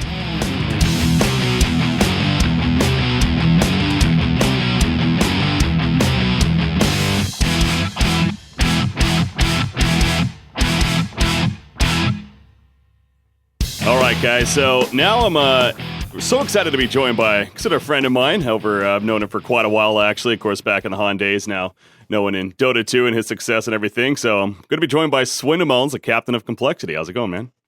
Pretty good, Nick. How are you? I'm doing terrific. I'm feeling pretty good. There's a lot of good Dota to watch right now, so I'm really enjoying that. So, I'm not enjoying it quite as much, but it is better than having to spam pubs. Yeah. Well, we did have a big patch that also just came out, so I plan to get a little bit more into that later on. But overall, are you excited for the patch that just came out, or what's your reaction? We're all really hyped. Actually, I think it makes the game a lot more fun to play. I'm glad that buying a Midas will no longer be like the cookie cutter way to win games of Dota. Because previously you'd have an advantage and there'd just be nothing to do with it, or at least not for a team that wasn't organized, because there's like not enough to do on the map. The creeps are all dead, the lanes are pushed. What do you do? So I feel like Dota as a game, like, you always want to have more options and more things to do than you have the time or ability to achieve. And I think that this creep camp change, some of the ways that they've like fixing respawn talents by just removing them, like, it just makes the game a lot more fun to play, because it was really grim. Like, you would kill a hero and then it would respawn in like 15 seconds. You're like, well, what was I supposed to accomplish in that much time? Like, what's going on? Especially when they had a bloodstone and then they heal their entire team to full and they bots back in. You're like, well, don't worry about it, guys. We got their first Aegis that wasn't really an Aegis, but yeah, we can talk about the patch later. But I really like this patch, so it is more fun to play. Moo is like losing his shit about how much fun it is. And that's been the overall reaction. Since we're talking, let's just start with that. Let's just get into it here. So specifically on the respawn talents, I mean, me personally, one of the biggest things why I like it is because it's bringing more customization to said heroes, like with the talents that's replacing it, right? So, and I feel like that's ultimately the direction that they are perhaps going to be heading in eventually, because a lot of it is somewhat generic with just stats right now and the respawn timers, which again, they've replaced this patch. Do you feel like that's the ultimate direction they're going? And if so, do you like that idea? I just like giving real choices and like versatility to the heroes and like what they can choose to do. I like, as Jakiro as an example, level 15 talent, you can take burn damage on your Q or cast range. And those are the sorts of talents that I like and I think are a big improvement to the game over just naked attribute boost because it's actually something you have to think about, If you level up your Q, that means it can one-shot waves for the entire game, but 125 cast range is like insane. So a lot of it depends on like where you are in the game, how high level you are, like what items you have, what your role in the team is, and then you make a conscious decision to like choose a talent. And I felt like the crazy high XP gains and the respawn talents were almost no-brainers because they were always going to be good.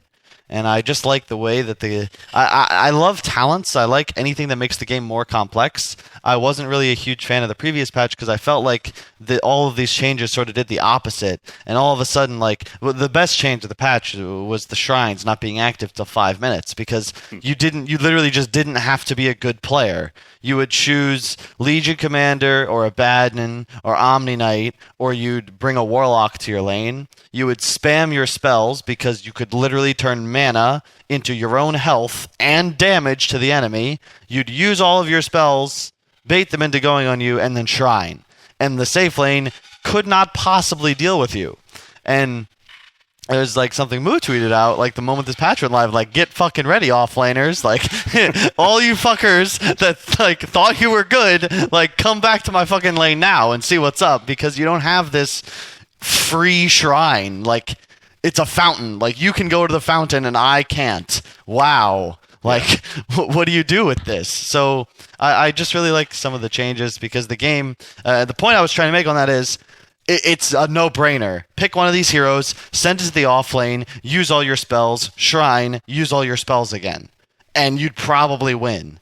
And the off lane is supposed to be, the suicide, the hard lane. Maybe you're pulling creeps. Maybe you're starting in the jungle. You're dual laning. You're outposting them with your 2 supports hiding in the shop.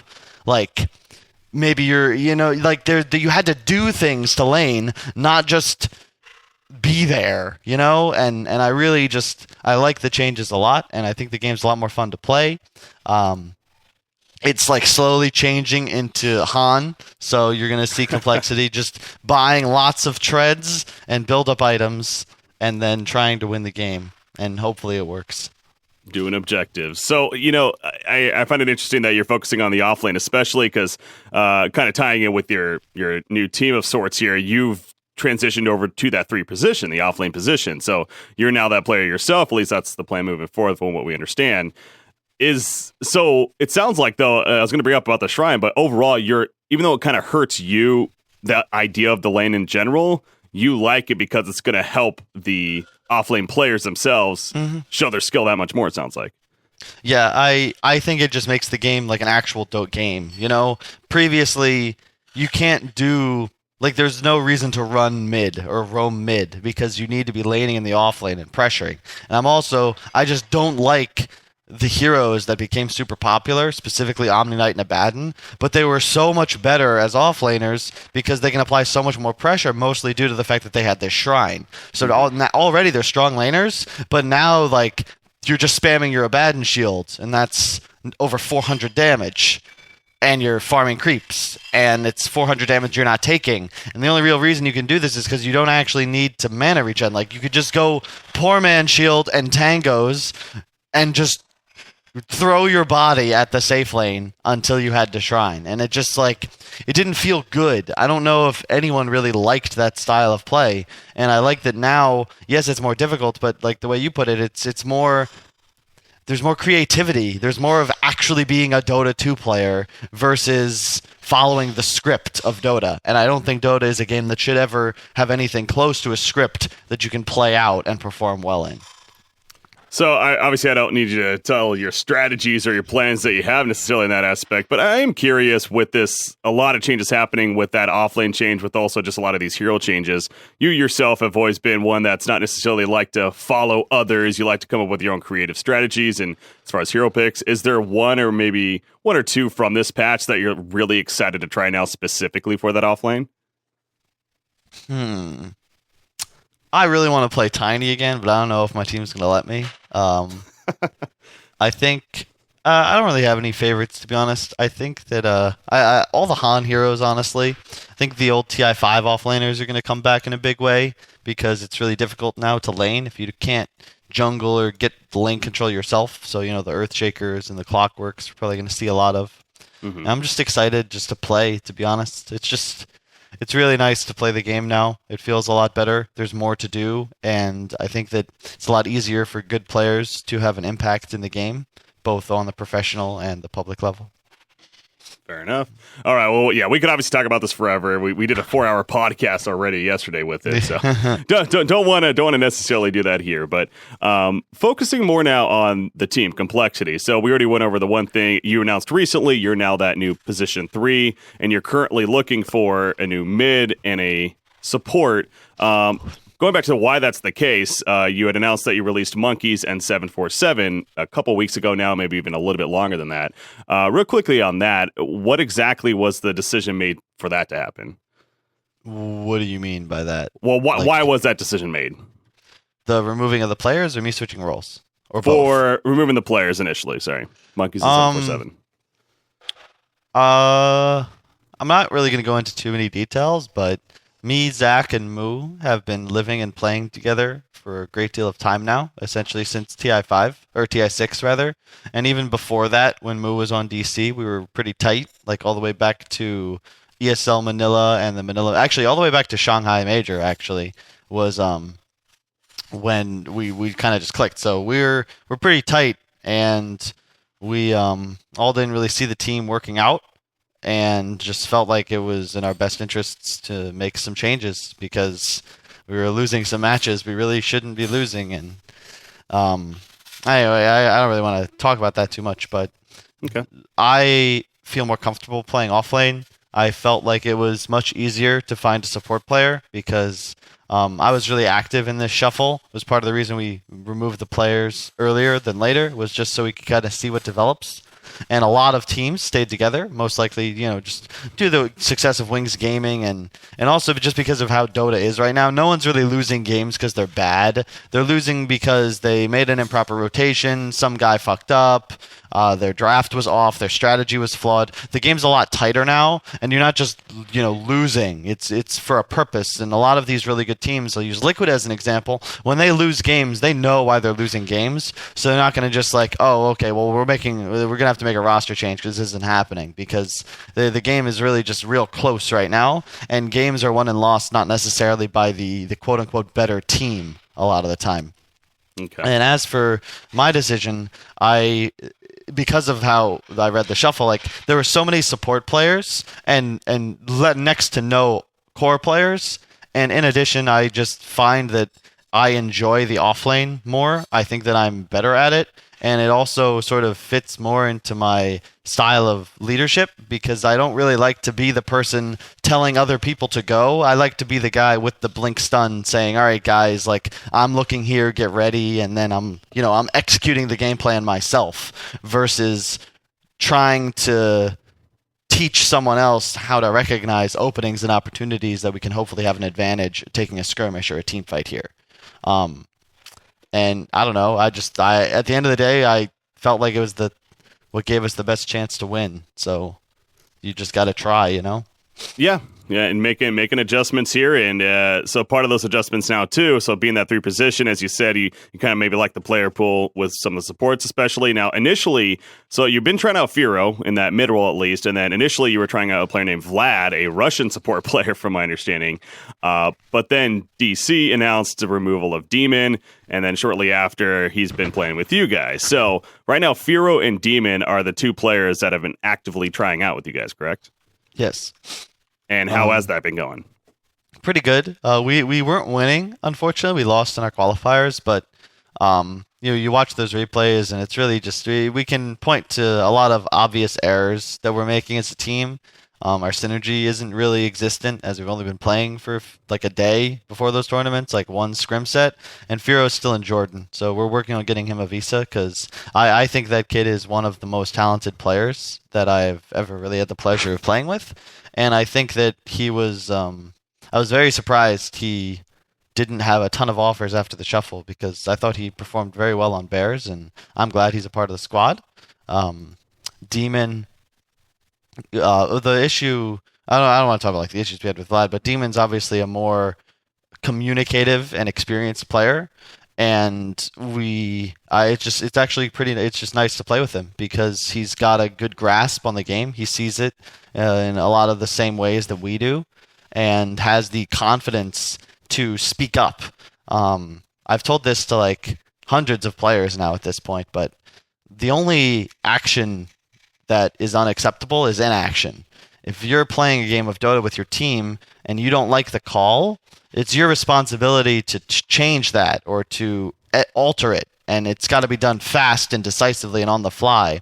And if you are kind of iffy, like tough shit, you just go with the call or you don't. There's no indecision, and like not deciding is what will screw your team over more than anything else. Because if you have 5 guys on a bad plan, it's still better than 3 guys on this great plan and then 2 guys are doing Roche. Do you know what I mean? Mm-hmm. Yeah. And it's just nice to. I think that this will probably end up being the roster we run with to TI. I mean, you never really know. We're going to keep training, and maybe someone will have like some mental breakdown, but we're losing games, and it's not because one person is really bad. It's just, we were slow here. We missed a spell by a quarter of a second here. In this scenario, we should have just roached, or we could have taken tower. Like, our item choice is poor. And a lot of these things just come with muscle memory and a lot of time playing together. And that's something we just don't have right now. So NA Dota, I think, is in a tougher spot than it's ever been previously. And it'll really just come down to which team, works harder and performs better when it comes down to crunch time. Because this TI is not fucking around. It's going to be, millions and millions of dollars again. So You can be sure that all of these teams in NA, of which there are at least 5, are going to, they're living together. They're trying real damn hard. It's just going to come down to a bit of luck and hopefully willpower. I don't know. It's Dota, man. I don't even know what wins games of Dota. I've been playing for like 3 years. Sometimes like you just kind of throw your hands up in the air. This is like an anecdote, but that's one of the reasons I've always liked Kuroki. And I think it was way back at TI5. He was just talking to me. I was asking him. This was back when Team Secret was really strong and they were looking good. And I was talking with him about like results and how we thought they'd do, etc. And he's just like, man, this is Dota. Who knows? Maybe we play this tournament 100 times and we win 15. Maybe this is not one of those times. Maybe we finish last. Maybe we finish and we lose the finals. Like he sort of, in my eyes, like really summarizes what it's like to be this pro Dota player, where you really need to just accept whatever happens, because it's really the truth. I don't think the best team. How do I put this? Like, even the team that wins the LAN might not have won the LAN the next time it was played. So you kind of just have to embrace fate and try your best and just hope at the end of the day you're on the podium. Yeah. Well, I got a couple follow-ups to that. One is, real quick on that, the idea that, it's sometimes, not even the best team wins. It's just sometimes you just got to be feeling good at whatever LAN event that's happening. OG, however, they've won now 4 majors right here. Is that much more impressive to you because of the reasons that you're giving? And do you think OG's arguably the best team that we've ever seen in Dota 2? That's an interesting question. I think their performance at TI will really make that point for them. I think part of the reason OG's been so successful is that they have a lot of consistency. If you look at their drafts and just their style of play all the way back to the Frankfurt Major, which was the first they won, even with a different roster, they're still playing the game in the same way. They're picking their mid player is dominant on the same mid heroes. And I think that's a large part in their success, that their concept of Dota and Fly's leadership and idea of what is good and how the game is to be played hasn't really wavered that much. It's just been kind of tweaked based on players and meta. And I think that's given them a big advantage, because a lot of these other teams, they go through not only roster instability, but then like player like captain or drafts change and they lose faith in their style. And OG has had the same style for quite some time. They've never lost faith in it, even in games, they lose a tournament here or there. And when it comes time to the major and a lot of people maybe are looking to experiment, they're not as polished, OG just, they just play their game and they do it very well. I don't think, much like in any real sport, you can claim to be the greatest of all time without a championship, like a true world championship. And while the majors are obviously it's an impressive resume, I mean, I know Fly, and Fly's not happy if he doesn't win TI. So I would imagine he would be quite mad at you, Breaky, if you tried to name him the GOAT and he didn't have a TI victory on his resume. That would be, and I understand the feeling because 4 majors is a lot, man. I actually had him on last week's show, and I got to ask him that question. Would you consider yourself one of the best captains, if not the best duo with him and No Tail, because the stats suggest that? And he is a very humble person. Basically, brought up that point as you're suggesting that they haven't won TI, so that's the one thing, if anything, that he can't really feel that way at this point. So, no, he definitely does. And but TI, that's I agree with you there. That's kind of the Super Bowl. That's the championship equivalent, and no doubt, you need to win that to be proven the best. But so as far as being great and everything, and as you're talking about with the competition being so good, you've made comments recently, especially that NA specifically is maybe the toughest it's ever been. Why do you actually feel that way? I think it's just the amount of time and commitment. I mean, well, first off, a lot of imported talent. It's the same NA Dota, but now we've filled in the gaps with a lot of really good players from far away. So DC, you got Dubu, Abed, and Forev. That's 3/5 of or 2/5 MVP and one of the best players on Execration, if not the best player. Thunderbirds is 4 EU players in Moon. NP is MSS, Envy, Aoi, and then they got Fata and Pylai Dai. And on our team, we picked up Firo for mid. So that's a big part of it. Thunderbirds is an example. I'm surprised they're even playing in NA. It was something we were thinking about. Well, how in the hell does that work? Because they're just living here, and I guess that makes them American. So now it's a question, let's say South America got a spot in a wild card. Is the team going to fly to Brazil or Peru and play from there? Because if you can do it, it would kind of make sense, But anyway, I think that's a big part of it. So right there, you could make 2 teams with the foreign players making NA teams better. But in addition, all of these teams are in team houses and they're tryharding, and this is what they do for a living. And previously in NA, that didn't exist. Fire Dota still exists with Fluff and TC and Brax. You just don't see them because they're not doing very well because NA Dota has surpassed them. And they're working just as hard as they worked in the past, and they're probably about the same players, but it's just not the same anymore. Players are better, the strategy and meta is more fluid, and it's just a harder game with a lot more competition because these teams I brought up are just your quote unquote professionals, but then you have the Stan King stack. I'm sure you have numerous Peruvian and Brazilian teams. SG Esports obviously showed they could play at the major, and what you haven't been told is that there are many teams in South America that think SG Esports are bad. They were considered not even the top 3 South American teams after they won that qualifier, and a lot of people saw that as a fluke. Not that the team itself is bad, I guess, but just that the other teams were better. And I don't mean in the world, I mean just South America. Yeah. And obviously they proved a lot of people wrong with their performance at the major, but the point I'm trying to just make is there are many, many good teams in North America right now, and not just the ones that are working their asses off scrimming every day. NP, they scrimmed 3 games, played a BO3, then played a BO5 final. All right, they're insane, and that's coming more of the norm versus the exception to the rule.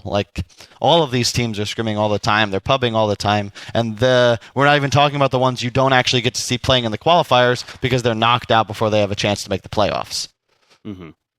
Like my team. Well, the plan is for that not to be the case, though. As you said, it's very difficult, though. And kind of on that note, too, is you're not necessarily old by any means, but when we're talking esports, you've been around for a while now. You're a little bit older amongst maybe the average, of course. Is that something that you almost think about sometimes, where you feel like perhaps you're on a timeline of sorts where you want to have this success sooner than later, even winning a TI? Or is that something that it's not even worried about to you? You're just going to play in the meantime, and whatever happens down the line? It's an interesting question. I've recently came to terms with the idea that being a pro Dota player is actually pretty awesome. It's just tough. You lose enough games and you start to like question what you're doing with your life. But for the last 2 years almost, I've been blessed enough to live with my best friends in a nice ass house, and my job has been to play video games and try to get good. And it's not bad. And I've realized that it's something a lot of people would want to do were they in my position, and I want to continue it, but I want to do it in a way that I feel good about myself and my performance. Like I don't want to. It's really demoralizing to lose when you spend all of your time on a single pursuit. And it's very hard to describe to people how it feels, because objectively your life is pretty easy and cool, but it feels like you almost feel like a fraud if you're unable to succeed.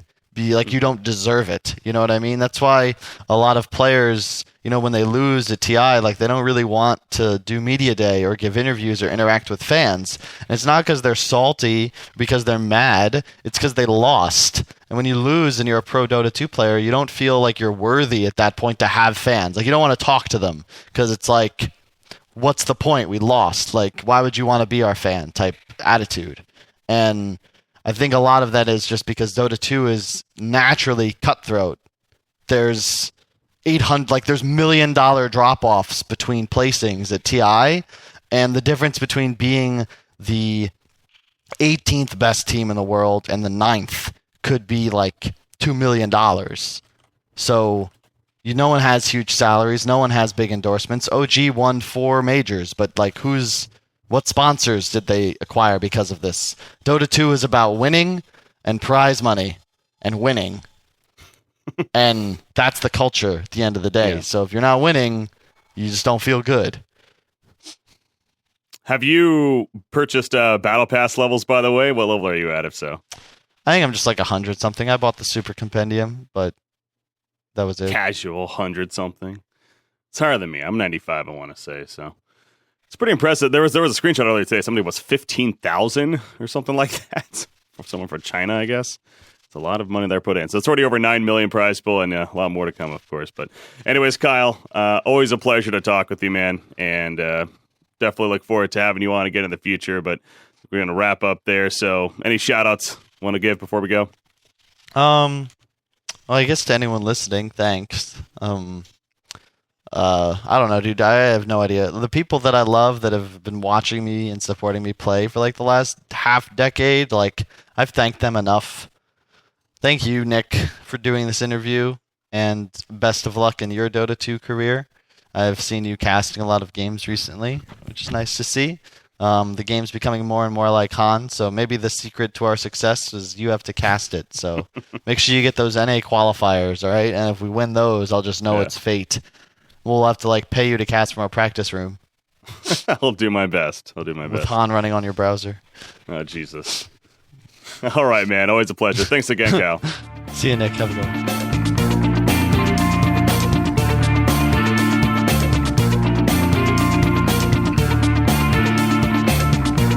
All right, thanks once again to Melonzz for joining me here on the DotPro show. Really excited to have him on once again, and definitely wouldn't be against having him on in the future, of course. Always great to talk to you. Always great insight there. So moving forward with more news and announcements that's happened in Dota 2 competitive scene lately.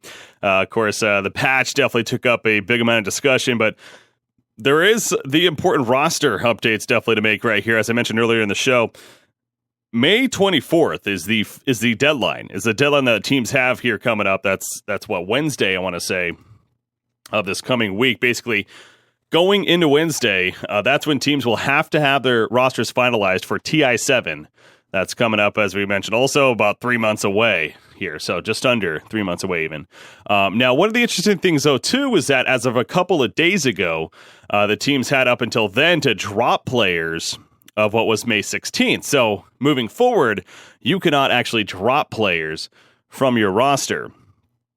Now, this brought up an interesting circumstance for a couple of teams. Alliance and Empire specifically, two bigger ones here, they actually announced right before that drop period, what might have even been on the 15th or the 14th earlier this week here, that they were dropping their teams.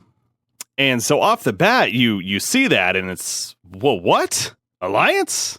Empire? Empire is actually coming off some pretty good results here lately. You know, they recently went to the Dota 2 Asian Championships here. They've been getting deep in a lot of these qualifiers. They look really good, honestly. And Alliance, you know, same thing to an extent. Again, they have had some disappointments here and there, but overall, it's a team that you'd expect, if anything, to kind of stick through TI7. I mentioned the possibilities that roster changes with the teams, but I don't know if I really believe it myself, to be honest. So, but it goes back to, so we hear this information, but again, now what you have to really keep in mind is that they're not disbanding the team. They're not removing the team. The organization themselves is still keeping the team. As far as the official Valve rules go, though, they are doing this as a safety net.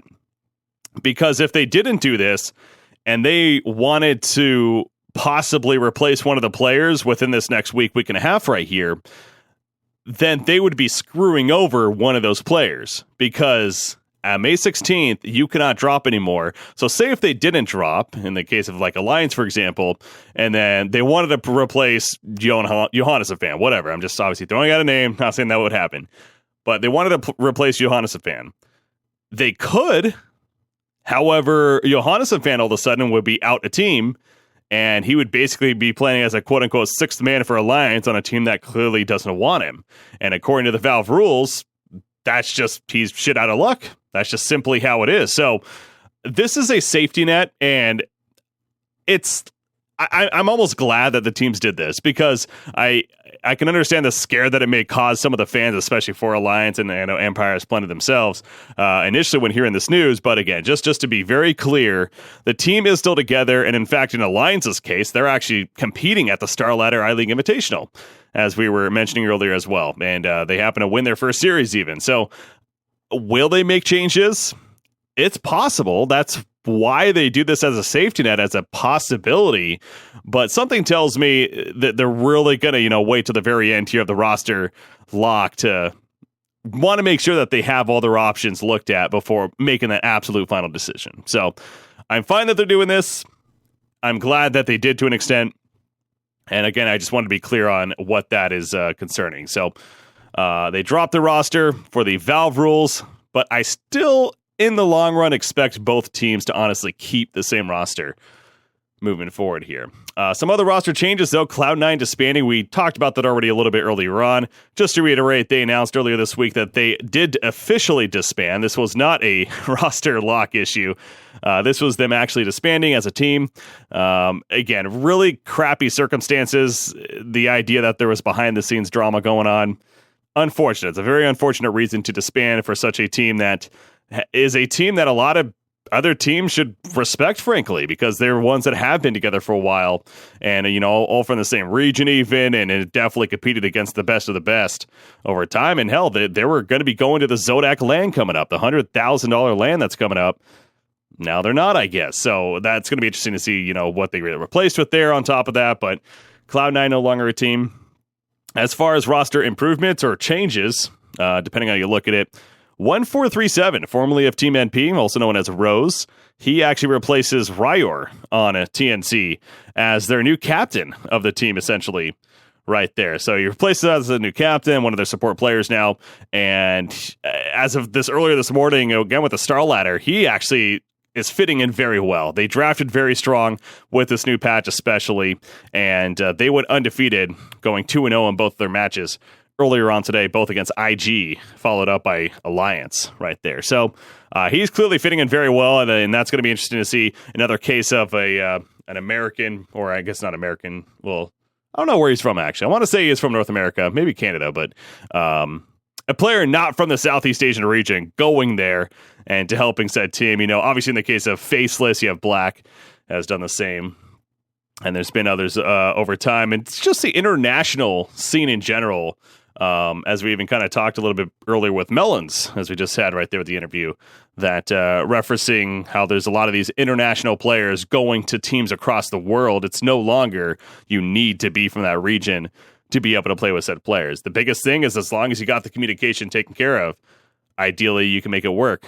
Mag going to Mineski, that big one that we talked about last week, a player from CIS going to play for a team in Southeast Asia. It's real, though. It's a reality, and I think it's overall healthy for the scene, no doubt. A couple more changes. How, the legendary How player, he returns to Victus Gaming, where he finished 4th with them at TI5. This is a player that obviously has a lot of success in his Dota 2 career. Formerly playing for Newbie as well, I believe, amongst a couple other Chinese organizations right there. And Newbie, of course, very successful with TI in itself. So this is a player that he went on... I don't know if he officially retired or whatnot, but he went inactive basically after this most recent TI here.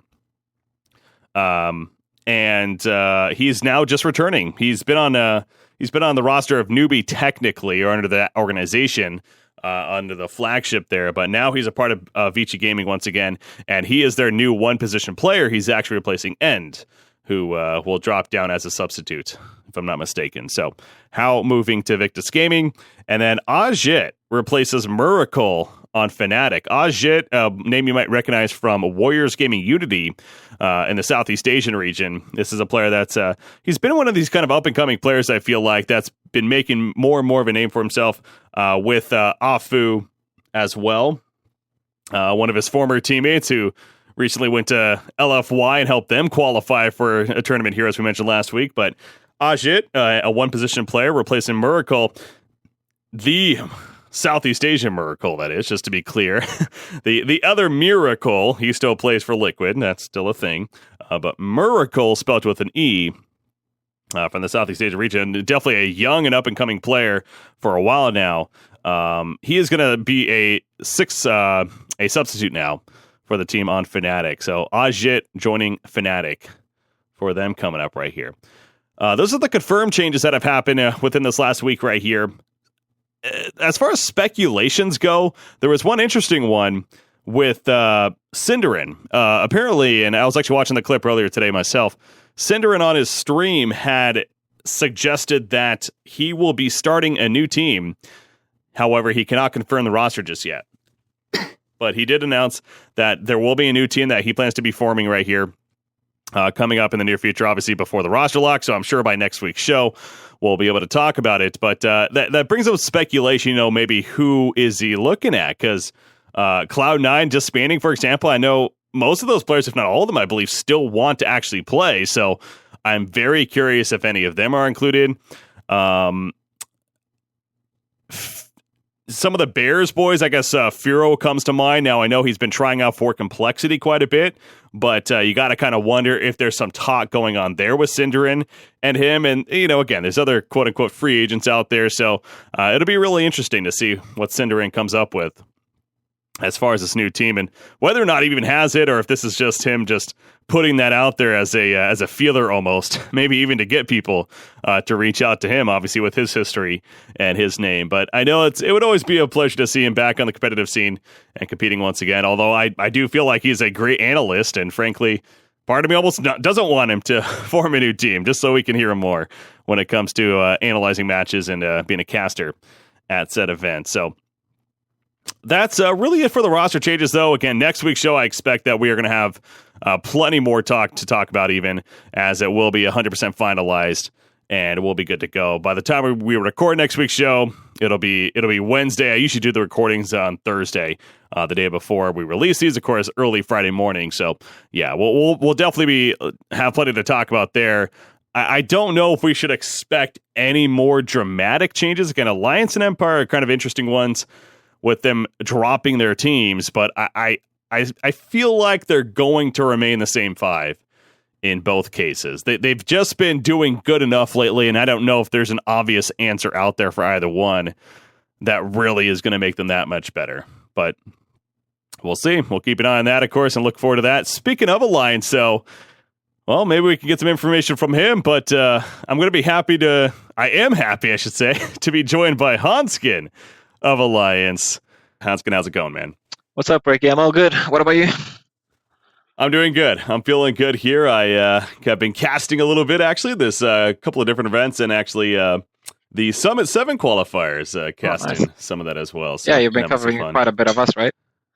Yeah, I've had the chance to cast you every now and then. Always, I try not to be biased, of course, but I do. I do root for you guys, though. Yeah, that's cool.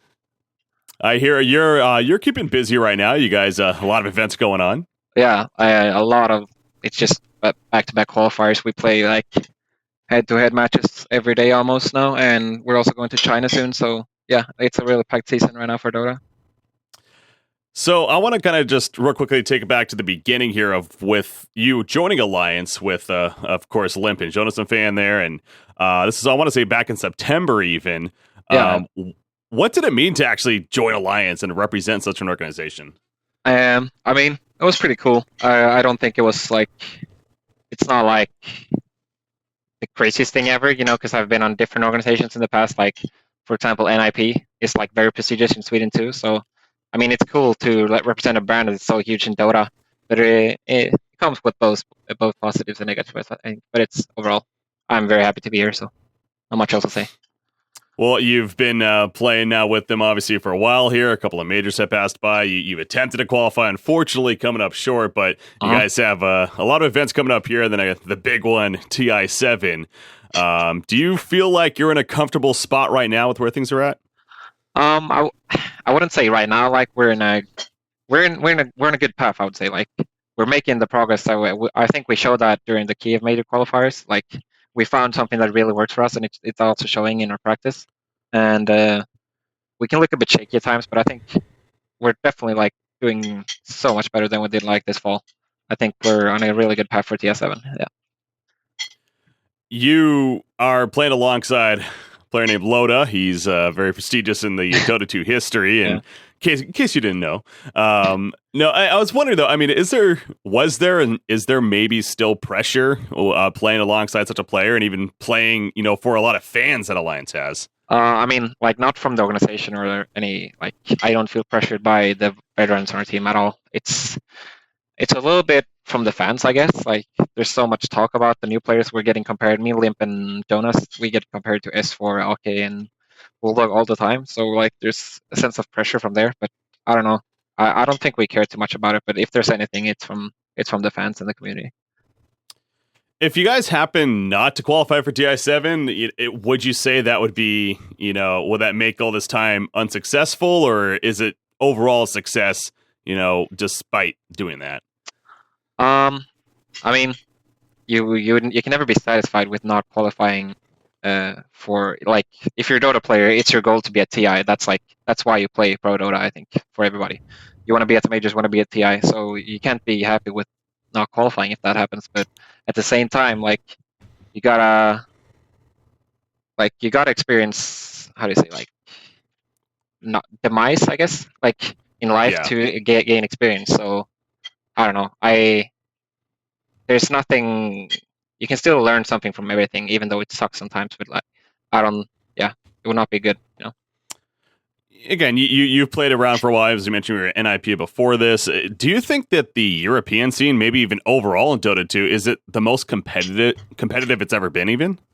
Yeah, I definitely think so. Like back when we joined NIP, I felt that we were so much better than everybody team-wise, but we were not good at Dota. We were like really strong team chemistry and stuff, so we could outplay people for that, even though we kind of sucked at Dota, to be honest.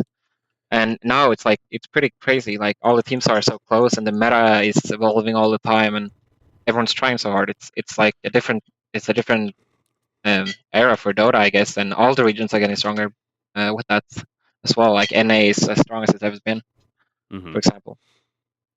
I definitely agree with you there, and it just seems like across the board, it's really getting so good, man. Yeah. So, from a spectator, it's fun, but I can imagine as a player, that's got to be a little frustrating almost. But hey, got to compete. Yeah, that's why I play. One of these events that is happening, one of many, as you've pointed out, the Dream League actually is currently going on. There was an announcement recently here that unfortunately you guys had to drop out of the Dream League. You posted a statement on it and everything that the organization did. Was that a tough decision for you guys? What was that like? Yeah, both yes and no. Like, we didn't really want to disappoint Dream League in that sense. They're like a really good like hosting organization. They make really great tournaments. They treat us really well every time we see them, and like they're really how do you say, like they're really good at making sure everything runs well and stuff with scheduling and everything. So they've been more than like helpful in everything. But then so yeah, it sucks to like sort of disappoint them in that way. But then at the same time, like we got this invite to Starlight in China, which was probably not supposed to be for us, but then we received it just like a few days ago. So that meant that we get to go to China for a LAN that happens before the invites go out for TI. So like that tournament is way more valued in terms of like TI potential. So of course, nothing against Dream League or Starlighter comparing those two, but it's just that Starlighters help us more for TI potentially. So that's why. Yeah. With so many events going on, there can be some scheduling conflicts, as you're even pointing out right there. It's kind of forcing you to choose between events. Yeah. Do you almost wish that there was a universal league, dare I say, a Han Tour-like system within Dota 2, or is it fine having all these events, you think? I think it's good to have competition. It's healthy. Like it makes sure that everybody keeps improving or like try to keep their product as good as possible in terms of hosting tournaments. At the same time, though, I feel that we could definitely benefit from some more, how do you say, like events working together or majors creating leagues. I'm not exactly sure what the best solution is, but I think there's definitely some issues with the system we have now. But I still prefer it over like Han Tour that we had in Han, just because it sort of pushed everyone else away. Like all the other competitive companies, there's just no room for everybody else. So you guys got invited to this Starlighter, as you're talking about here. Mentioning that, I mean, it's a tough pool, as you would expect at $100,000 land here. Are you guys prepared for that? Do you feel good going into that? You think you're going to do well there?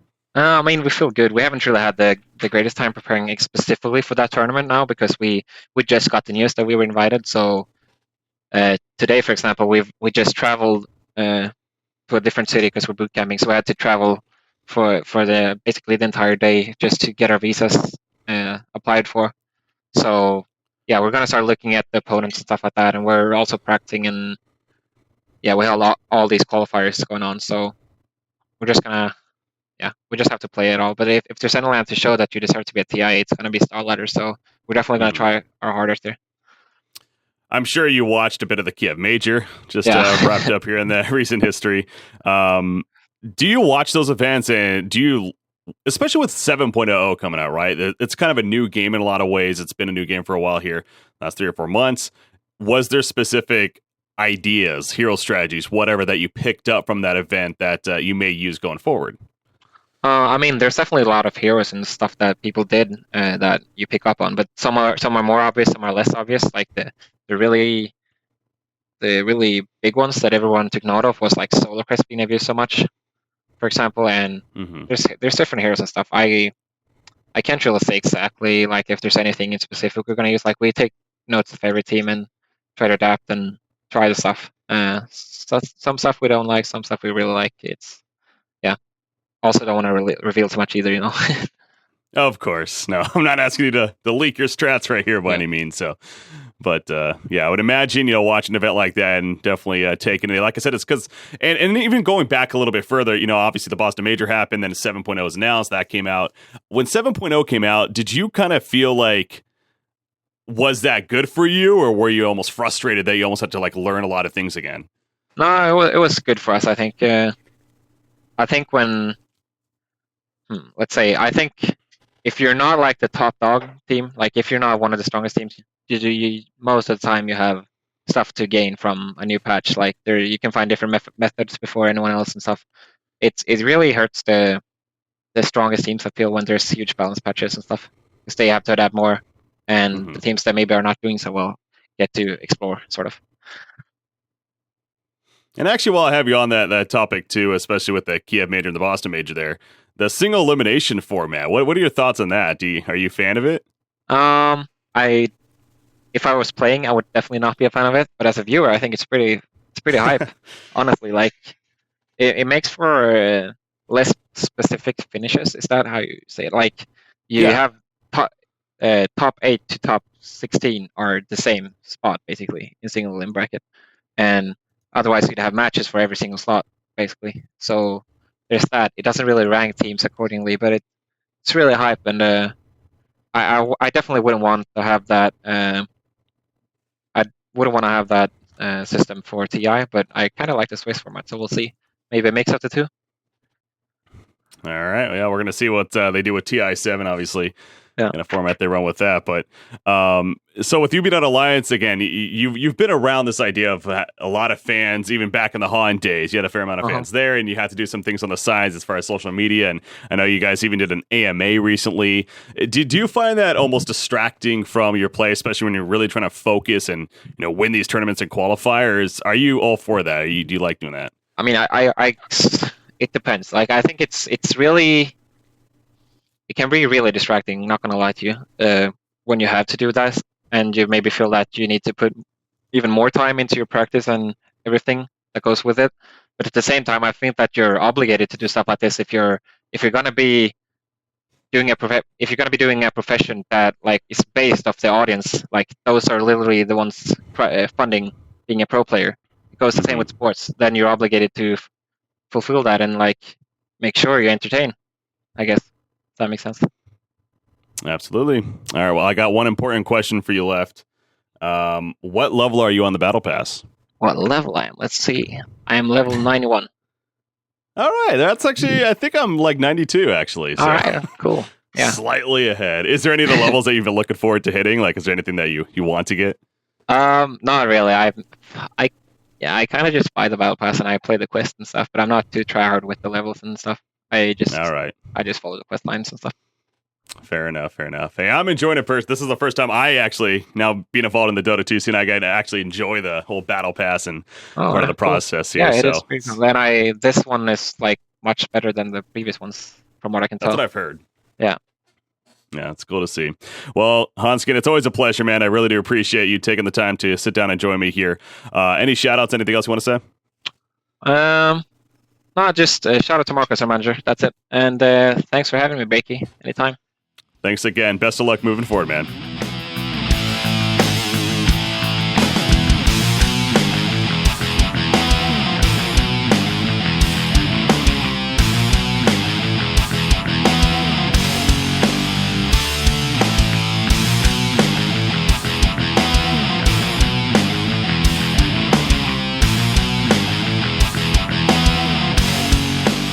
Once again, thanks to Handsken right there for joining us. That's going to lead us into one of our final segments here. I like to call the Competitive Surge coming at you. Competitive Surge, of course, I go over a lot of these other results that have happened here throughout this last week in a pretty quick manner. Not too much breakdown going on here, but just to give you an idea of what else is going on in the Dota 2 competitive community. So getting right into it, the Star Ladder iLeague LAN, as we've been mentioning, the first LAN was 7.06 that came out earlier this week. TNC went 4-0 in Group A, and they are currently in the playoffs as a result. Alliance beat VGJ 2-1 to then be matched up against TNC right there, where they actually did drop that match to them, of course. So, but both the Chinese teams, again, getting losses there to kick things off. So we'll see how VGJ and Victus Gaming respond. It's going to be between them and Alliance as the other team to come out of that group. As far as Group B, with this recording, it kicks off later tonight, but the Group B consists of Liquid, Faceless, Newbie, and Vega Squadron. Actually right there. So again, the top two from each group move on, and then the winner ultimately takes home their share of the $100,000 prize pool there. So fun to keep an eye on that event throughout this weekend right here. Another event that's currently going on, the Mr. Cat Invitational currently going on, and in fact just wrapped up earlier this morning. As I say that, the Mr. Cat Invitational, it's a European region. It's a $50,000 tournament that was put on. Joined Dota actually doing the coverage for it. There was 2 teams that qualified initially for the Stage 2 part of Pro Dota and Team Empire. They matched up against Team Secret and Virtus Pro, respectively. And then they had their own double elimination 4-team tournament. Were actually a couple of surprising results, perhaps. Empire beat Virtus Pro 2-1 initially, and then Empire beat Secret 2-0 to get to the grand finals. But then in the end, Virtus Pro took out Empire 2-1 in the grand finals to take the best of 3 and take home their share of that first place prize. So that's the results for the Mr. Cat Invitational. Epicenter wrapped up recently with the qualifiers, that is. Epicenter is going to be that big $500,000 land in Moscow, set to take place in early June. But as far as the teams that qualified, we have out of the American region, that is, Thunderbirds qualified. Clutch Gamers, yet another qualifier for them. This team has just been on such a hot streak as of late. They qualify out of Southeast Asia. And then LFY qualifying for the Chinese region, of course. Once again, as far as a CIS and European, that is yet to wrap up. In fact, Secret and Na'Vi, if you're listening to the show on Friday, it should be happening either later in the day or possibly already has happened. But as of this recording, it has not yet. But Na'Vi Secret should be happening here very shortly. And we'll see which of those 2 teams qualifies out of that. Summit 7 qualifiers also wrapping up for all of their regions right there. We have CDEC qualifying out of China, Na'Vi, the European team, NP out of America, and then there's one last chance qualifier that will be happening. Mouse Sports Alliance, Empire, Vega Squadron, NIP, and Pro Dota Gaming are going to be competing in their small tournament to see which of those teams actually advance on to the Summit 7. So a couple of those missed their first shot. Well, they get a second chance here out of the European and CIS region, so that'll be fun to see which of those make it on. Dream League continues. Earlier today, in fact, happening once again, but Dream League still taking place. As far as the European region right here, again, 8 teams competing. The group stages, the top 3 move on to DreamHack Atlanta, and right now Liquid is on top of the group at 9-3 record. Secret and Vega Squadron follow them with 8-4 records. All of those still have one more series to play, and then again, there are cases where the other teams may not have or have only played a 1 or 2 series. Elements Pro Gaming and Mouse Sports are officially knocked out, currently with 1-7 records. They have no chance of finishing in the top 3. Although Elements Pro did take a game off of Virtus Pro in their series, in fact, earlier on today. So kind of an interesting result right there, but nothing to look too much into here. And then, as mentioned, the Loot Bet Invitational, which is that second spot for the Summit 7. Already brought up the teams for that. So that wraps up the competitive surge right here.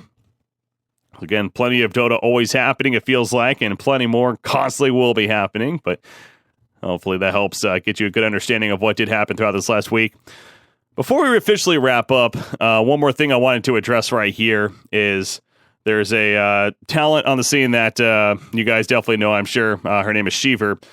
She actually announced here earlier on this week that she actually has the early stages of breast cancer and will begin chemo for those early stages of breast cancer as a result.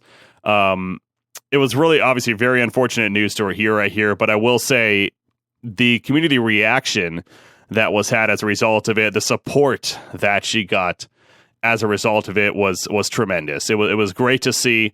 I personally can't say I've been affected by having somebody close to me with breast cancer, but I'm sure it's not by any means a fun process to go through. But it seems like that she's doing a great job of staying strong, and definitely wishing her the best, of course. And I'm sure that she will make it through moving forward right here. As a result of that, obviously she has dropped down as the host of the Dream League, and there's a couple of other events coming up that she will not be hosting as a result too, understandably, of course. The Manila Masters being one. In fact, OD Pixel actually made an announcement recently that he too will not be at the Manila Masters to give his support to Shiver. I know him and Shiver happen to be pretty close actually for a while now. So he's going to be staying home, giving his support and helping her in her time of need here, no doubt. So, but definitely wish Shiver the best of luck right here. And I know the community definitely has her back. So All right, guys, as far as DotPro, we are going to be wrapping up. Once again, as always, want to thank you for tuning in. Hopefully you enjoyed this one as usual. And feel free to leave feedback on my Twitter, Facebook, on the Reddit post that I'm sure we will be making as well. One last shout out to my guests as well, Zrock, Melonzz, and Handsken. Always a pleasure to talk with those guys. As far as myself, BreakyCPK, until next time, we'll see you guys in on the next DotPro.